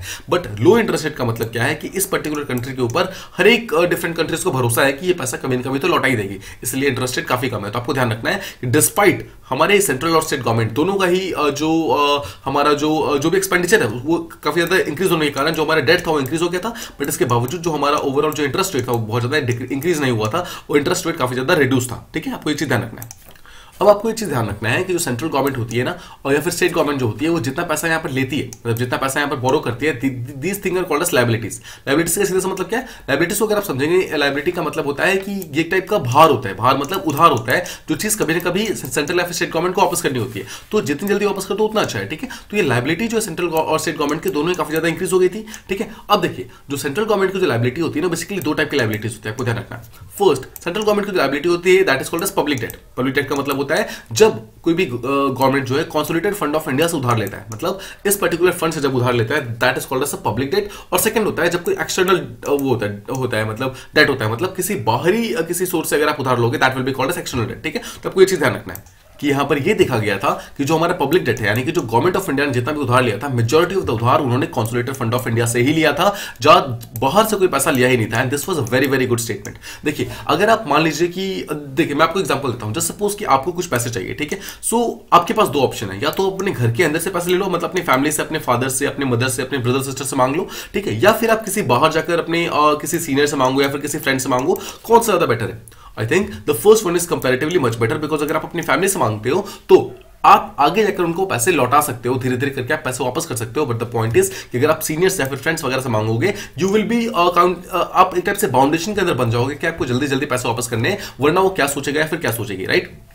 तो सेम चीज यहां पर की गई। जो गवर्नमेंट को यहां पर पैसे लेने थे, गवर्नमेंट ने यहां पर अपने ही घर से पैसे ले लिए, मतलब खुद के जो कंसोलिडेटेड फंड ऑफ इंडिया था वहीं से पैसे ले लिए, बाहर जाकर किसी और से पैसे नहीं मांगे। उसी चीज के कारण हमारा जो यहां पर जो हमारा डेट है वो बहुत ही रिड्यूस था। और पीछे हमने क्या देखा? देखिए यहां पर पीछे हमने ये देखा कि जो हमारा जो इंटरेस्ट रेट था वो बहुत ज्यादा रिड्यूस था। उसका बहुत बड़ा रीजन ये है कि हमने एक्सटर्नल डेट यहां पर ज्यादा लिया ही नहीं था। ठीक है, कुछ चीज ध्यान रखनी। तो हमारा जो टोटल जो लायबिलिटीज यानी कि जो टोटल हमारी डेट है उसमें मेजॉरिटी ऑफ द डेट जो है वो हमारे पब्लिक डेट का पार्ट है, मतलब ज्यादातर जो पैसा है यानी कि ऑलमोस्ट 89% जो डेट लिया गया, जो उधार लिया गया है, that has been taken from the consolidated fund of India. So just remember this particular fact and this is a very very important question जो कि डायरेक्टली आपके प्री के अंदर पूछा जा सकता है कि इस साल जो हमारा टोटल डेट है उसमें मेजॉरिटी ऑफ द डेट किस चीज का है? पब्लिक डेट का है, फिर उसका जो एक्सटर्नल डेट है उसका है। तो आपको ध्यान रखना है कि पब्लिक डेट जो है ऑलमोस्ट 90% के आसपास में है। ठीक है, तो आपको चीज ध्यान रखना है, काफी ज्यादा इंपॉर्टेंट हो जाती है। अब अगर आप ट्रेंड की बात करेंगे तो पिछले कुछ सालों से, मतलब पिछले अगर एक डेकेड में देखेंगे तो हमारा जो टोटल लायबिलिटी था वो काफी ज्यादा स्टेबल था। देखिए अगर आप यहाँ पर 2007-8 के आसपास से देखेंगे, जब यहाँ पर ग्लोबल फाइनेंशियल क्राइसिस आया था,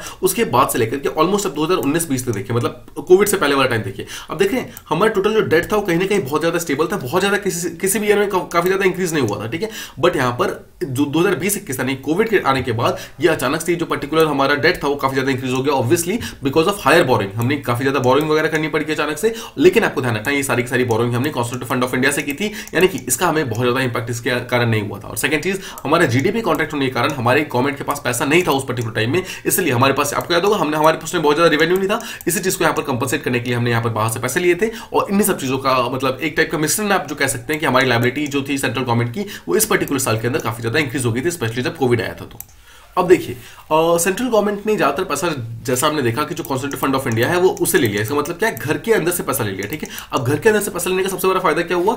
देखिए अगर हम एक्सटर्नल किसी सोर्सेज से पैसा लेते हैं तो उसका एक बहुत बड़ा फर्क पड़ता है हमारे खुद के इंटरेस्ट रेट के ऊपर, बिकॉज हमें ज्यादा इंटरेस्ट रेट पे करना पड़ता। सेकंड चीज, जो हमारा खुद का जो करेंसी रेट है वो कहीं ना कहीं रिड्यूस हो जाता है, बिकॉज हमारी रुपीज की वैल्यू यहाँ पर डिक्लाइन हो जाती है, बिकॉज आप कहीं दूसरे जाकर पैसा यहाँ पर खरीद रहे हैं। ठीक है, मतलब दूसरे जाकर अगर पैसा लोन ले रहे हैं तो हमारी खुद की करेंसी यहाँ पे कहीं ना कहीं डिक्लाइन हो जाती है, उसकी वैल्यू यहाँ पर डाउन डाउन हो जाती।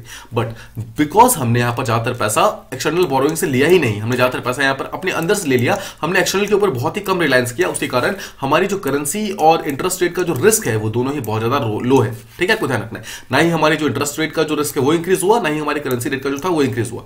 नाउ द पॉइंट इज कि बोला गया है कि जो थोड़े मोड़े पैसे हमने एक्सटर्नल जो बोरोइंग से ली भी है ना, दैट पर्टिकुलर पैसा has been taken from official sources, जैसे कि इंटरनेशनल मॉनेटरी फंड हो गया, वर्ल्ड बैंक हो गया, हमने ऐसे ऑफिशियल सोर्सेज से लिया है जो कि हमें लॉन्ग टर्म पैसा मतलब इन्होंने प्रोवाइड किया, मतलब अगले ये जो पैसा है हमारा 10 सालों के लिए, मतलब एटलीस्ट 10 सालों तक के बाद हम यहाँ पर इन पैसों को वापस करना स्टार्ट करेंगे। और सेकंड चीज काफी ज्यादा कंसेशनल है, मतलब काफी कम इंटरेस्ट रेट पे है। ठीक है, इसलिए हमारा किसी भी टाइप का यहाँ पर प्रॉब्लम यहाँ पर नहीं है। ठीक है, तो शॉर्ट टर्म जो एक्सटर्नल वाले पैसे भी हैं वो भी काफी कम इंटरेस्ट रेट के ऊपर है और हमारे पास काफी टाइम है उस पैसे को वापस करने के लिए।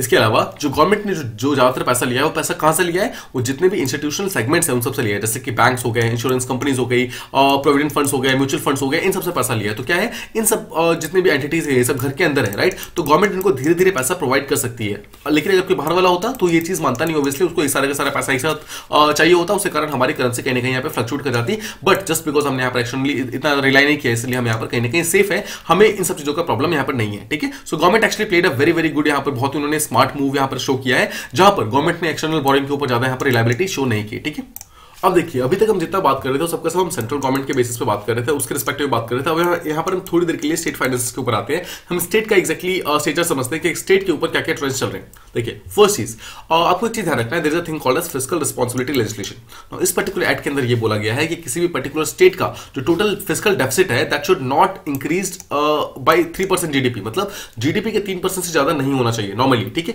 बट यहां पर बोला गया है कि 2020-21 और 21-22 दोनों ही सालों के लिए जो हर एक स्टेट का, ऑलमोस्ट एवरी स्टेट का जो टोटल फिस्कल डेफिसिट है that is going to increase by 3%, मतलब इस पर्टिकुलर थ्रेशोल्ड के ज्यादा मतलब इंक्रीज होने वाला है। और इसका बहुत ही ऑब्वियस रीजन है कोविड। ठीक है, कोविड के कारण जो प्रेशर यहां पर स्टेट के ऊपर बहुत ज्यादा इंक्रीज हो गया है उसी कारण हो गया है। ठीक है, सेकंड चीज जो हमारा रेवेन्यू डेफिसिट है वहां पर कहीं ना कहीं इंक्रीज हो गया है फ्रॉम 0.1% से लेकर 2% के आसपास में। तो आपको याद करना है, देखिए रेवेन्यू डेफिसिट अगर हमने अपनी खुद की अगर हम बात करेंगे तो हमारा जो सेंट्रल गवर्नमेंट का रेवेन्यू डेफिसिट था वो कहीं ना कहीं रिड्यूस हुआ था। ठीक है, आपको याद है जो हमारा रेवेन्यू डेफिसिट था वो हमारा रिड्यूस हो गया था, जो हमारा फिस्कल डेफिसिट था वो भी रिड्यूस हो गया था, जो हमारा प्राइमरी डेफिसिट था वो भी ज्यादा यहाँ पर रिड्यूस हो गया था। सो सेंट्रल गवर्नमेंट का तीनों ही डेफिसिट यहाँ पर रिड्यूस हुए थे, बट स्टेट गवर्नमेंट का जो रेवेन्यू डेफिसिट है, मतलब जितना उनको टैक्सेस वगैरह मिला है यहाँ पर वो कहीं ना कहीं इंक्रीज हो गया, मतलब ये डेफिसिट इंक्रीज हो गया, आपको ध्यान रखना है। सो दिस इज एक टाइप से आप देख सकते हैं ये उल्टा नेचर है, मतलब सेंट्रल गवर्नमेंट के अंदर ये रिड्यूस हुआ है बट यहाँ पर स्टेट गवर्नमेंट के अंदर ये कहीं ना कहीं इंक्रीज हो रहा है। सो ये चीज काफी यहाँ पर इंपॉर्टेंट हो गई अगेन ट्रेंड्स के पॉइंट ऑफ व्यू से, बिकॉज यहाँ पर एक फ्लक्चुएटिंग नेचर यहाँ पे शो कर रहा है। ठीक है, तो आपको यहाँ पर ये चीज ध्यान रखनी है। बट यहाँ पे माना जा रहा है कि अगले कुछ सालों के अंदर, मतलब स्पेशली जो अपकमिंग ईयर है हमारा, उसके अंदर हमारा जो स्टेट का जो ग्रॉस फिस्कल डेफिसिट है और जो रेवेन्यू डेफिसिट है वो धीरे धीरे वो दोनों ही डिक्लाइन हो जाएंगे, वो धीरे धीरे वापस ऑन ट्रैक आ जाएंगे, मतलब जो इंक्रीज हो भी रहा है ना वो धीरे धीरे ऑन ट्रैक आ जाएगा। सो इसमें कोई बहुत बड़ी चीज नहीं है, but examination point of view से आपको ध्यान रखना है कि जो सेंट्रल गवर्नमेंट का जो रेवेन्यू डेफिसिट है वो डिक्रीज हुआ था, बट जो स्टेट गवर्नमेंट का जो रेवेन्यू डेफिसिट है वो कहीं ना कहीं यहाँ पर इंक्रीज देखा गया था। ठीक है, अब देखिए यहां तक हमने जितने भी हमारे ट्रेंड्स थे सेंटर को लेकर, स्टेट को लेकर और डिफरेंट टाइप के एक्सपेंडिचर और जितने भी फाइनेंसेस वगैरह थे, डेट सिक्योरिटीज हमने देखी, every single thing is covered in detail, every single thing को हमने यहाँ पर पूरी तरीके से डिटेल में कवर कर लिया है। अब हम यहाँ से कुछ चीजों को, कुछ यहाँ पर हम स्टेप्स देखने वाले हैं कि एग्जैक्टली सेंट्रल गवर्नमेंट ने कौन कौन से स्टेप्स लिए। ठीक है, डिफरेंट चीजों के लिए। नाउ फर्स्ट जो स्टेप लिया गया है कि किस तरीके से सेंट्रल गवर्नमेंट ने स्टेट को सपोर्ट किया है। ठीक है, तो this thing is very important from mains point of view, जहां पर मेन्स में आपका डायरेक्टली क्वेश्चन पूछा सकता है कि एग्जैक्टली सेंट्रल गवर्नमेंट ने कोविड के टाइम में स्टेट की कैसे हेल्प की थी, फिस्कली या फिर मॉनेटरीली कैसे हेल्प की थी। ठीक है, तो पहले चीज तो जो स्टेट्स वगैरह थी उनको बोरो करने का जो लिमिट था वो इंक्रीज कर दिया गया। ना इससे पहले क्या था, देखिए जो एक पर्टिकुलर स्टेट्स थी उनको बोरो करने के ऊपर एक लिमिट लगाई गई थी कि मतलब एक पर्टिकुलर परसेंटेज ज्यादा वो बोरो नहीं कर सकती। ठीक है, बट इस चीज को यहाँ पर इंक्रीज कर दिया गया, बोला कि आप जितना बोरो कर सकते हैं उससे आप 2% एक्स्ट्रा पैसा आप यहाँ पर और बोरो कर सकते हैं, मतलब 2% का यहाँ पर एक्स्ट्रा पैसा दिया गया।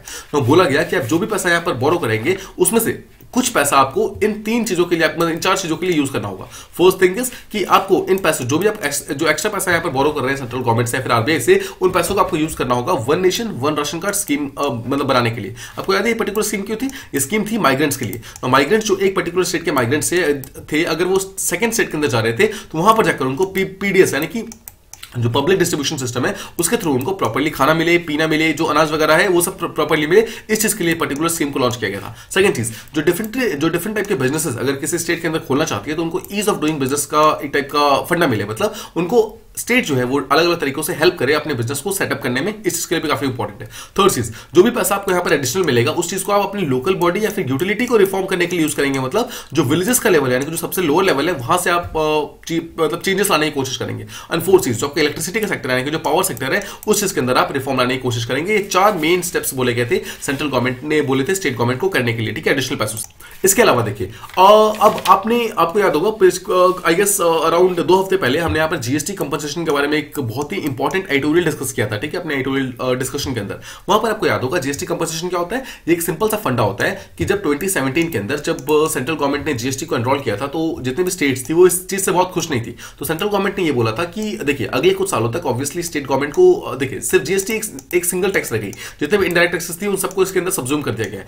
सब्ज्यूम करने के कारण क्या हुआ है, जो बाकी टैक्सेस जो स्टेट खुद इंपोज कर सकती थी वो टैक्स को इंपोज करने का पावर उनके हाथों से निकल गया, ठीक है। उसके कारण अब वो किसी भी टैक्सेस को डायरेक्टली इंपोज नहीं कर सकती है, उनको पूरी तरीके से जीएसटी के ऊपर रिलाई करना होगा। तो अगर अब जीएसटी उस पर्टिकुलर स्टेट को प्रॉपर्ली नहीं मिलता है, मतलब उनके पास अच्छा सा पैसा नहीं आता है, तो उस पैसे को कंपनसेट करने के लिए सेंट्रल गवर्नमेंट कुछ पैसा वहां पे प्रोवाइड करेगी, ठीक है। तो हर साल जो सेंट्रल गवर्नमेंट है वो स्टेट गवर्नमेंट्स को एक कंपनसेशन के रूप में एक पैसा प्रोवाइड करती है। तो बोला गया है कि इस साल जो जीएसटी कंपनसेशन का जो पैसा यहाँ पर शॉर्टफॉल हो गया, मतलब जो रिड्यूस हो गया है, उसके बदले में 2020-21 में क्या किया गया है, सेंट्रल गवर्नमेंट ने स्टेट और यूनियन टेरिटरीज के बिहाफ पे अराउंड 1.10 लाख करोड़ रुपीस इतना पैसा, मतलब बाहर से एक्सटर्नल से बोरोइंग करके, देखिए एक्सटर्नल प्लस जो हमारे कॉन्स्टिट्यूटिव फंड ऑफ इंडिया, इन दोनों से बोरो करके स्टेट को प्रोवाइड किया। मतलब समझिए पैसा चाहिए था स्टेट को, बट स्टेट्स ने डायरेक्टली बोरो नहीं किया, सेंटर ने स्टेट के लिए बोरो किया और फिर सेंटर ने स्टेट को प्रोवाइड किया, फिर उस स्टेट ने फिर अलग अलग जगहों पर वो पैसा को इंप्लीमेंट करना स्टार्ट किया, ठीक है। ये हो गया सेकंड चीज। नो थर्ड चीज इज कि एक न्यू टाइप की स्कीम लॉन्च की गई थी। This particular scheme was called as scheme for special assistance to state for capital expenditure. मतलब स्टेट के अंदर जो कैपिटल एक्सपेंडिचर है, मतलब लॉन्ग टर्म प्रोजेक्ट्स है, उनको लॉन्च करने के लिए, उनको यहाँ पर इंकरेज करने के लिए एक न्यू टाइप की स्कीम लॉन्च की गई, जहां पर गवर्नमेंट ने अराउंड 11,830 करोड़ रुपए प्रोवाइड किए गए थे। देखिए अब ये रुपीस का एक बहुत ही इंपॉर्टेंट एक टाइप का फैक्टर था। क्यों? देखिए सेंटर ने बोला कि मैं आपको अराउंड 11,000 रुपीस जो पैसे हैं मैं आपको प्रोवाइड करूंगा, ठीक है। अब ये जो जितना भी पैसा है ये आपको 50 साल के लिए दिए जाएंगे, मतलब हर एक स्टेट को 50-50 साल के लिए पैसे दिए गए हैं। देखिए ऐसा नहीं कि हर एक स्टेट को इतने इतने रुपए दिए गए हैं, 11,000 रुपीस में से डिवाइड हो गया, मतलब कुछ स्टेट को कुछ मिला है, कुछ स्टेट को कुछ मिला है, ऐसे करके, ठीक है। अब देखिए जो भी पैसा जिस स्टेट को मिला है ना, वो 50 साल के लिए उनको लोन मिला है बेसिकली, ठीक है। और वो 50 साल के बाद उनको सेंट्रल गवर्नमेंट को वापस करना है, प्लस इंटरेस्ट फ्री है, मतलब 0% इंटरेस्ट है।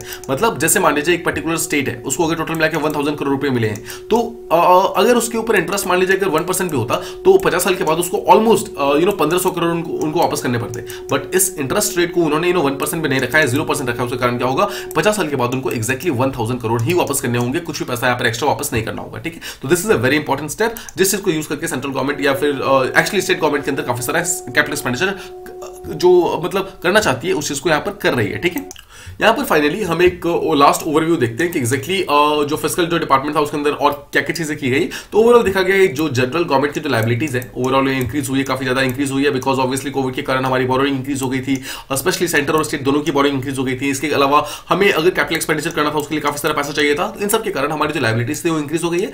बट ऐसा माना जा रहा है कि हमारे फिस्कल इंडिकेटर ये शो कर रहे हैं कि अगले कुछ सालों के अंदर हमारी रिकवरी फिर से इंक्रीज हो जाएगी और फिर से हम कहीं ना कहीं रिबाउंड करेंगे, ठीक है। इकोनॉमी हमारी रिबाउंड करेगी और फिर से will be back on the path of fiscal consolidation, ठीक है। तो हम यहाँ पर फिस्कली फिर से खुद को कंसोलिडेट करना यहाँ पर स्टार्ट कर देंगे, ठीक है। अब यहाँ पर एक न्यू टॉपिक आता है, वो ये शो करता है कि एक्जैक्टली गवर्नमेंट ऑफ इंडिया ने कौन कौन से पॉलिसी स्टार्ट किए गए हैं हमारी गवर्नमेंट के स्पेंडिंग को प्रॉपर्ली एफिशिएंटली यूज करने के लिए। देखिए अभी तक हमने इस पूरे वीडियो के अंदर प्रॉपर्ली समझा है कि गवर्नमेंट को कहां से रेवेन्यू मिले, ठीक है। गवर्नमेंट ने कहां पे पैसे एक्सपेंड किए, एक्सपेंडिचर में हमने कैपिटल एक्सपेंडिचर के बारे में बात की, बट द पॉइंट इज कि इन सब चीजों की जितना पैसा यहाँ पर गवर्नमेंट स्पेंड कर रहा है, इस पैसे को सही जगह पर ये पैसा खर्च हो रहा है फिर नहीं हो रहा है, इस चीज को इंश्योर करने के लिए गवर्नमेंट यहाँ पर कुछ न्यू स्कीम्स लॉन्च किए गए, जिसमें से एक स्कीम था that was called as government e market place, that is called as GeM scheme. देखिए जेम जो एक टाइप का ई मार्केट है, यानी कि ऑनलाइन मार्केट है, जिसके अंदर क्या हो गया है, आप किसी भी टाइप का गुड्स एंड सर्विसेज वगैरह सब खरीद सकते हैं। सिंपल वर्ड्स में समझिए, देखिए कोई भी गवर्नमेंट का जो मिनिस्ट्री है फिर जो डिपार्टमेंट है, उसको अगर कोई भी चीज खरीदना है ना, मतलब कोई भी चीज खरीदना है, तो अभी तक क्या होता था, वो जाता था सिंपली मार्केट से किसी चीज को खरीदता था और उस चीज को लेकर आके गवर्नमेंट के पास रख देता था, ठीक है। सिंपल से ऐसे करता था। बट रिसेंटली एक जनरल फाइनेंशियल रूल 2017 आया था, जिसके अंदर ये बोला गया कि अब से जब भी आप मतलब कोई भी जो गवर्नमेंट की मिनिस्ट्री है, गवर्नमेंट के डिपार्टमेंट है, कोई भी उनको गुड्स या सर्विसेज खरीदना होगा तो उनको सबसे पहले उनको जेम के प्लेटफॉर्म पे जाना होगा। इस पर्टिकुलर जेम के प्लेटफॉर्म पे जाकर भी पर्टिकुलर चीज को खरीद सकते हैं। नाउ इस चीज को समझिए कि जैम के प्लेटफॉर्म पे एग्जैक्टली सामान कौन बेचता है, तो ये बेचते हैं जो एमएसएमई के जो लोग होते हैं, जो विलेजर्स होते हैं, जो बहुत सारे पुअर लोग होते हैं, वो लोग बेचते हैं। इससे क्या होता है, उनको डायरेक्टली यहाँ पर बायर मिल जाता है और इनको यहाँ पर सामान मिल जाता है, अच्छी क्वालिटी का सामान मिल जाता है और उनको यहाँ पर डायरेक्टली बायर मिल जाता है, सेलर मिल जाता है। ठीक है, उसके कारण क्या होता है, उनका सामान इजीली बिक जाता है। तो देखिए ये एक पर्टिकुलर टेबल है, ये काफी ज्यादा इंपॉर्टेंट हो सकता है, स्पेशली इसमें जेम के अंदर क्या क्या चेंजेस किए गए हैं रिसेंटली, उसके बारे में बात करते हैं। ठीक है, देखिए पहले क्या होता था, पहले जो भी इन्विटेशन वगैरह होती थी कि मतलब जैसे पहले आपको एक कॉन्टेक्स्ट देता हूं। कॉन्टेक्स्ट मान लीजिए कि यहाँ पर आपका मिनिस्ट्री ऑफ फूड है। ठीक है, मिनिस्ट्री ऑफ फूड है। अगर मिनिस्ट्री ऑफ फूड को मान लीजिए कोई भी सामान यहाँ पर खरीदता है, जस्ट सपोज एक ट्रक खरीदना है। ठीक है, ट्रक खरीदना है, जिस पर्टिकुलर ट्रक के अंदर रखकर वो सामान वगैरह बेचेगा। नाउ इस ट्रक को खरीदने के लिए क्या होता था, पहले वो एक इन्विटेशन यानी कि बिडिंग वगैरह करता था। नाउ इस बिडिंग को यहाँ पर कैंसिल करके बोला गया है हर चीज अब ऑनलाइन की जाएगी, कोई भी ऑफलाइन बिडिंग नहीं होगी, सारी की सारी चीजें अब ऑनलाइन होंगी। ठीक है, सेकंड चीज, पहले क्या होता था, अगर आपको ये पर्टिकुलर गाड़ी खरीदनी है तो उसके लिए आपको बहुत सारे डिफरेंट जो एजेंसीज है, मतलब अलग अलग एजेंसीज जो है वो अलग अलग गाइडलाइंस खरीदती थी। मतलब अगर मिनिस्ट्री ऑफ हेल्थ को कुछ खरीदना है तो वो कोई न्यू मतलब गाइडलाइंस बनाएगी, अगर मिनिस्ट्री ऑफ ट्रांसपोर्ट को खरीदना है तो कुछ और न्यू गाइडलाइंस बनाएगी, इस तरीके से। बट अभी क्या बोला गया है, एक सिंगल गाइडलाइन बनाया जाएगा और जितनी भी मिनिस्ट्री, जितने भी डिपार्टमेंट्स होंगी वो हर एक चीज को खुद ही अकेले फॉलो करेंगे। ठीक है, every single thing will be follow. Third चीज, पहले क्या होता था कि हर एक चीज को प्रॉपर्ली फिजिकली इंटरेक्ट किया जाता था, मतलब लोग आते थे आपस में अपना पेपर शो करते थे, ऑथेंटिकेट करते थे। बस इन सब चीजों को हटा दिया गया। अभी बोला गया कि हर चीज कॉन्टैक्टलेस होगा, पेपरलेस होगा, कैशलेस होगा और जितने भी रियल टाइम मॉनिटरिंग होगी, रियल टाइम पेमेंट्स होंगे, सब कुछ रियल टाइम होगा। फोर्थ चीज, बोला गया है कि जो नेगोशिएशन वगैरह पहले होता था वो सब ऑब्वियसली सबके सब एक साथ आते थे, आपस में बैठ के बातचीत करते थे, बट इन सब चीजों को पूरी तरीके से बंद कर दिया गया है। रिसेंटली जो जेम प्लेटफॉर्म है उसके अंदर बोला गया कि हर चीज डिजिटाइज होगा, मतलब ऑनलाइन मेथड से हर चीज को यहाँ पर अपने आप ही यहाँ पर जो नेगोशिएशन वगैरह मतलब वो होंगी। ठीक है, अगर आप वेंडर्स के रजिस्ट्रेशन के बारे में बात करते हैं तो पहले ये सब मैनुअली होता था, अब इन सब चीजों को बंद करके यहाँ पर सब कुछ यहाँ पर ऑनलाइन किया गया है, एपीआई इंटीग्रेशन के थ्रू किया गया है। नेक्स्ट, जितने भी कौन कौन लोग थे जो कि एलिजिबल थे इस पर्टिकुलर चीज के पार्टिसिपेशन के अंदर, पहले बोला था कि कुछ ही लोग इसके अंदर पार्टिसिपेट कर सकते थे, हर एक पर्सन कुड नॉट पार्टिसिपेट। यहाँ पर बोला गया है कि कोई भी वेंडर, कोई भी यहाँ पर आकर डायरेक्टली पार्टिसिपेट कर सकता है जो भी उस पर्टिकुलर सामान को बनाता है। जैसे मान लीजिए कि जैसे ये जैसे व्हीकल बनाने की बात की गई है, तो कोई भी ऐसी प्लेटफॉर्म जो कि व्हीकल बनाती है वो डायरेक्टली आकर इस पर्टिकुलर चीज के अंदर अपना बिडिंग कर सकती है। एंड फाइनली, पहले क्या होता था, जब ये सब चीजें ऑफलाइन होती थी तो काफी ज्यादा पैसा टाइम से पे नहीं होता था, जो सामान जो पहुंचाना है जहां पर वो टाइम से पहुंचता नहीं था। इन सब चीजों को चेंज करके बोला गया है कि सब कुछ पैसा बिल्कुल टाइम पे होगा और हर चीज बिल्कुल टाइम से यहां से यहां तक पहुंचाई जाएगी। ठीक है, every single thing will be done in detail. ठीक, काफी अच्छे तरीके से। नाउ ये सब हमारे मेन चीजें हो गई। अब यहाँ पर एक फाइनल सेक्शन हम देखते हैं कि एक्जैक्टली जो सीबीडीटी यानी कि central board of direct taxes है, उसने कौन कौन से यहाँ पर डायरेक्ट टैक्स के मेजर्स लिए हैं और स्पेशली पिछले एक साल के अंदर, ताकि टैक्स का जो कंप्लायंस है उसको इंक्रीज किया जा सके।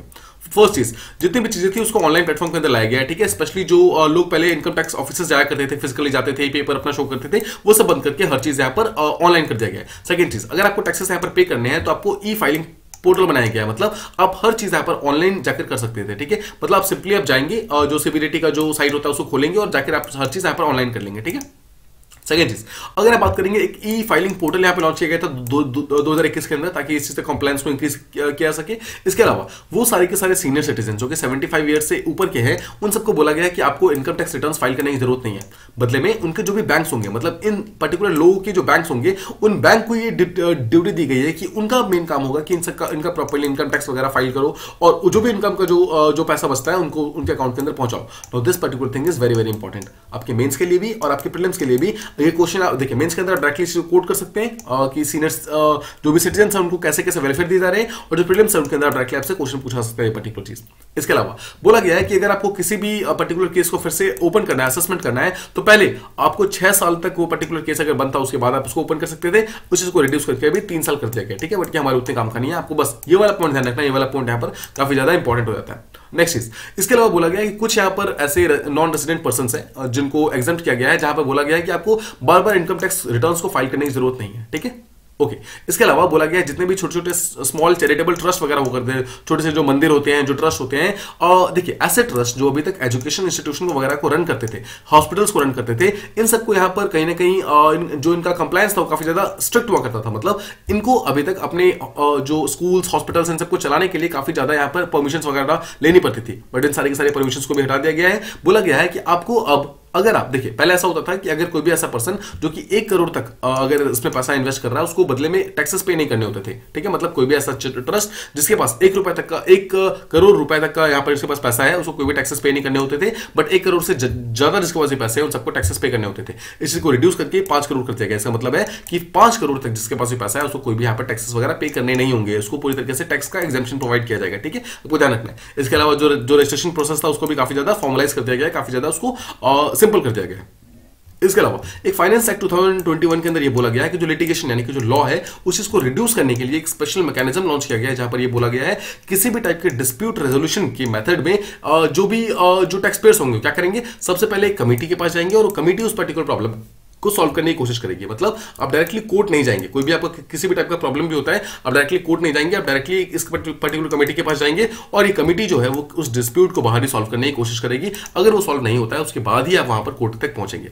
सेकंड चीज, एक और स्कीम जो यहाँ पर लॉन्च की गई है that is called as faceless procedures. इसका मतलब क्या है, सिंपल सा मतलब है, देखिए फेसलेस का मतलब होता है कि आपको कहीं पर भी खुद से जाने की जरूरत नहीं है, हर काम यहाँ पर फेसलेस होगा। तो फर्स्ट चीज की फेसलेस असेसमेंट स्कीम है। इसका मतलब है कि आपको किसी भी चीज के लिए अगर आपको जैसे टैक्स से रिलेटेड अगर आपको कोई असेसमेंट वगैरह कराना है तो आपको उसमें पहले जाना होता था, ठीक है। उन सब चीजों को यहाँ पर कैंसिल कर दिया गया है। बोला आप हर चीज आप ऑनलाइन यहाँ पर फाइल कर सकते हैं और उसके थ्रू आप डायरेक्टली यहाँ पर अपने आप को असेस करवा सकते हैं। सेकंड चीज, अगर आप इसमें से किसी चीज के अगेंस्ट आपको अपील करना है तो अगेन आप फेसलेस अपील स्कीम के थ्रू आप सिंपली डायरेक्टली आपको जाने की कहीं भी जरूरत नहीं है, डायरेक्टली आप ऑनलाइन ही मतलब किसी भी इनकम टैक्स कोई डिपार्टमेंट है, कोई भी कोई मतलब किसने कुछ गलत किया है उस अगेंस्ट आप डायरेक्टली यहाँ पर जाकर अपील कर सकते हैं, ठीक है। उसके बदले में अगर आप कुछ भी अपील करते हैं तो उसके बदले में जो ई वेरिफिकेशन होगा, जो डिजिटल सिग्नेचर होगा और इन सबकी भी जो जरूरत है उन सबको हटा दिया गया है। अगर बोला गया है कि अगर आप डॉक्यूमेंट डायरेक्टली जो फेसलेस असेसमेंट जो प्रोसीडिंग्स है, मतलब जो भी उसका पोर्टल है, अगर आप डायरेक्टली उसके थ्रू यहाँ पर फाइल कर रहे हैं तो आपको नहीं यहाँ पर देखो अपना डिजिटल साइन देने की जरूरत है, नहीं आपको किसी चीज को ई वेरीफाई करने की जरूरत है। पॉइंट इज यहाँ पर ईज ऑफ डूइंग बिजनेस को प्रमोट किया गया, मतलब हर चीज को यहाँ पर धीरे धीरे और ज्यादा बेटर बनाने की कोशिश की गई है।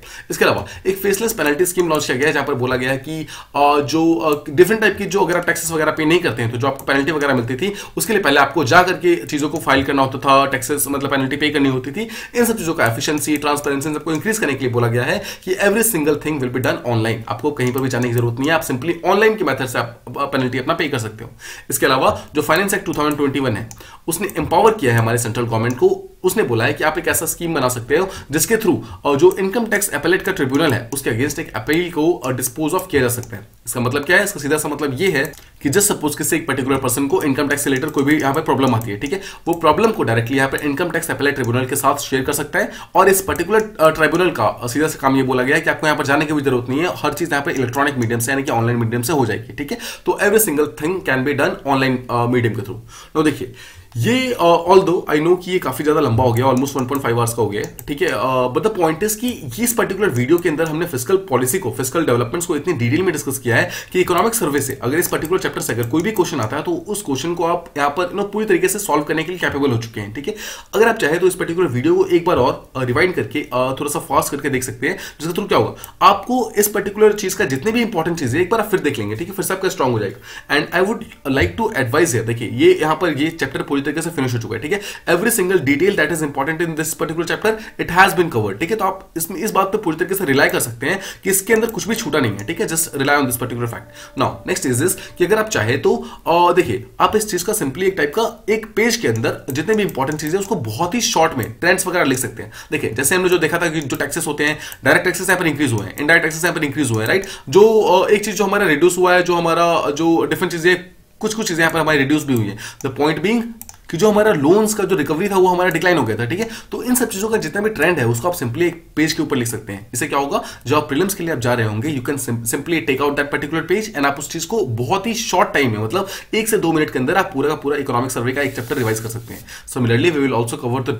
रेस्ट ऑफ द चैप्टर्स, धीरे धीरे आपको सारे चैप्टर्स मिल जाएंगे। द पॉइंट इज कि I am giving you these chapters with some delay ताकि आप उन सब चीजों को प्रॉपर्ली कवर कर सकें। आप एक वीडियो को अगर चाहे तो आप 1 से 2 बार देख सकते हैं और उसके नोट्स बनाकर आप उसको बार बार रिवाइज कर सकते हैं। इसके थ्रू क्या आपका इकोनॉमिक सर्वे बहुत ही स्ट्रांग हो जाएगा। नाउ जस्ट रिमेंबर कि economic survey every single year at least accounts for 3 to 4 question. Economic survey plus जो बजट है दोनों को मिलाकर 3 to 4 क्वेश्चन है। और अगर आप इकोनॉमिक्स के साथ इस चीज को इंक्लूड करते हैं तो it can go up to 6 to 7 question also. तो इसका मतलब क्या है, इकोनॉमिक सर्वे और बजट जो है काफी ज्यादा इंपॉर्टेंट हो सकता है, स्पेशली अगर आप उसके सारे के सारे ट्रेंड्स को प्रॉपर्ली समझते हैं। तो देखिए जो पिछला वीडियो था उसके अंदर कुछ बच्चों ने यहाँ पर बोला था कि कुछ क्वेश्चन वगैरह यहाँ पर ऐड मतलब लास्ट के अंदर ऐड करने के लिए। देखिए I am totally up for that particular thing. मैं इसके अंदर क्वेश्चंस ऐड जरूर कर दूंगा, बट द पॉइंट इज कि I just want you to write now मैं चाहता हूं कि आप इन सब चीजों को मल्टीपल टाइम्स देखें, ठीक है, मल्टीपल टाइम्स देखें और आप इस चीज को प्रॉपर्ली अपने आप को असेस करें, मतलब विद द ट्यून की। देखिए अगर मैं अभी आपको पढ़ाकर अभी आपसे क्वेश्चन पूछूंगा ना, तो this particular video is already too long, ठीक है। तो उसी के कारण क्या होगा, वो पर्टिकुलर क्वेश्चन करने का जो मेन जो मकसद होगा ना, वो कहीं ना कहीं पीछे हट जाएगा, ठीक है। क्वेश्चन करने का मेन मकसद ये होता है कि आप उस पर्टिकुलर टॉपिक को कितने अच्छे तरीके से समझ गए हैं, उस चीजों को चेक करना और फिर खुद को सेल्फ असेस करना, ठीक है। तो ये क्वेश्चन के लिए आप you don't need to worry about this particular thing. जैसे ही हमारा इकोनॉमिक सर्वे का सारा चैप्टर्स फिनिश हो जाएगा, बजट हमारा जैसे फिनिश हो जाएगा, we will make a separate video जिसके अंदर हम जितने भी इकोनॉमिक सर्वे के डिफरेंट एमसीक्यूज हैं और जितने भी बजट के जितने भी ट्रेंड्स हैं और जितने भी यहाँ पर क्वेश्चंस हैं, every single thing will be covered in multiple videos. एक या दो वीडियो के अंदर मैं सिर्फ ओनली एंड ओनली एमसीक्यू के थ्रू मैं इस पूरे इकोनॉमिक सर्वे और बजट को यहाँ पर प्रैक्टिस करवा दूंगा। But before that you must remember and you must just try to remember and understand every single thing that is important from economic survey. Specially अभी देखिए हमारे total 3 video, this is the third video, 3 video यहाँ पर upload हो चुके हैं। तीनों video के अंदर जितने भी इंपॉर्टेंट ट्रेंड्स हैं, just try to note them down. आप सिंपली एक पर्टिकुलर पेज के ऊपर आप उसको नोट कर सकते हैं।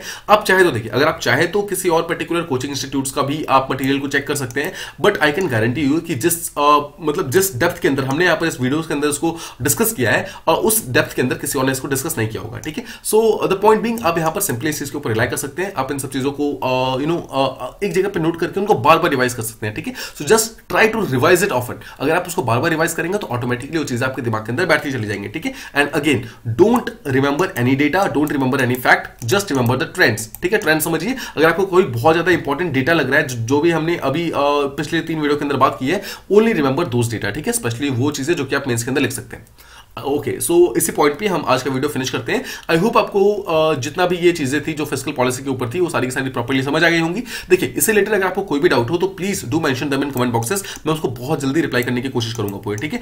आई know sometimes I am not able to reply very often, because देखिए और भी बहुत सारी चीजें होती है ना, उसको बहुत सारे कंटेंट वगैरह होता है, उसको बनाना होता है, एंड जो डिफरेंट चीजें हैं उसके चक्कर में कहीं ना कहीं ये चीजें छूट जाती हैं। But I will try my best कि मैं जल्दी जल्दी इस चीज का भी रिप्लाई कर दूं, ठीक है। So till next video, happy studying and okay, so see you soon, bye.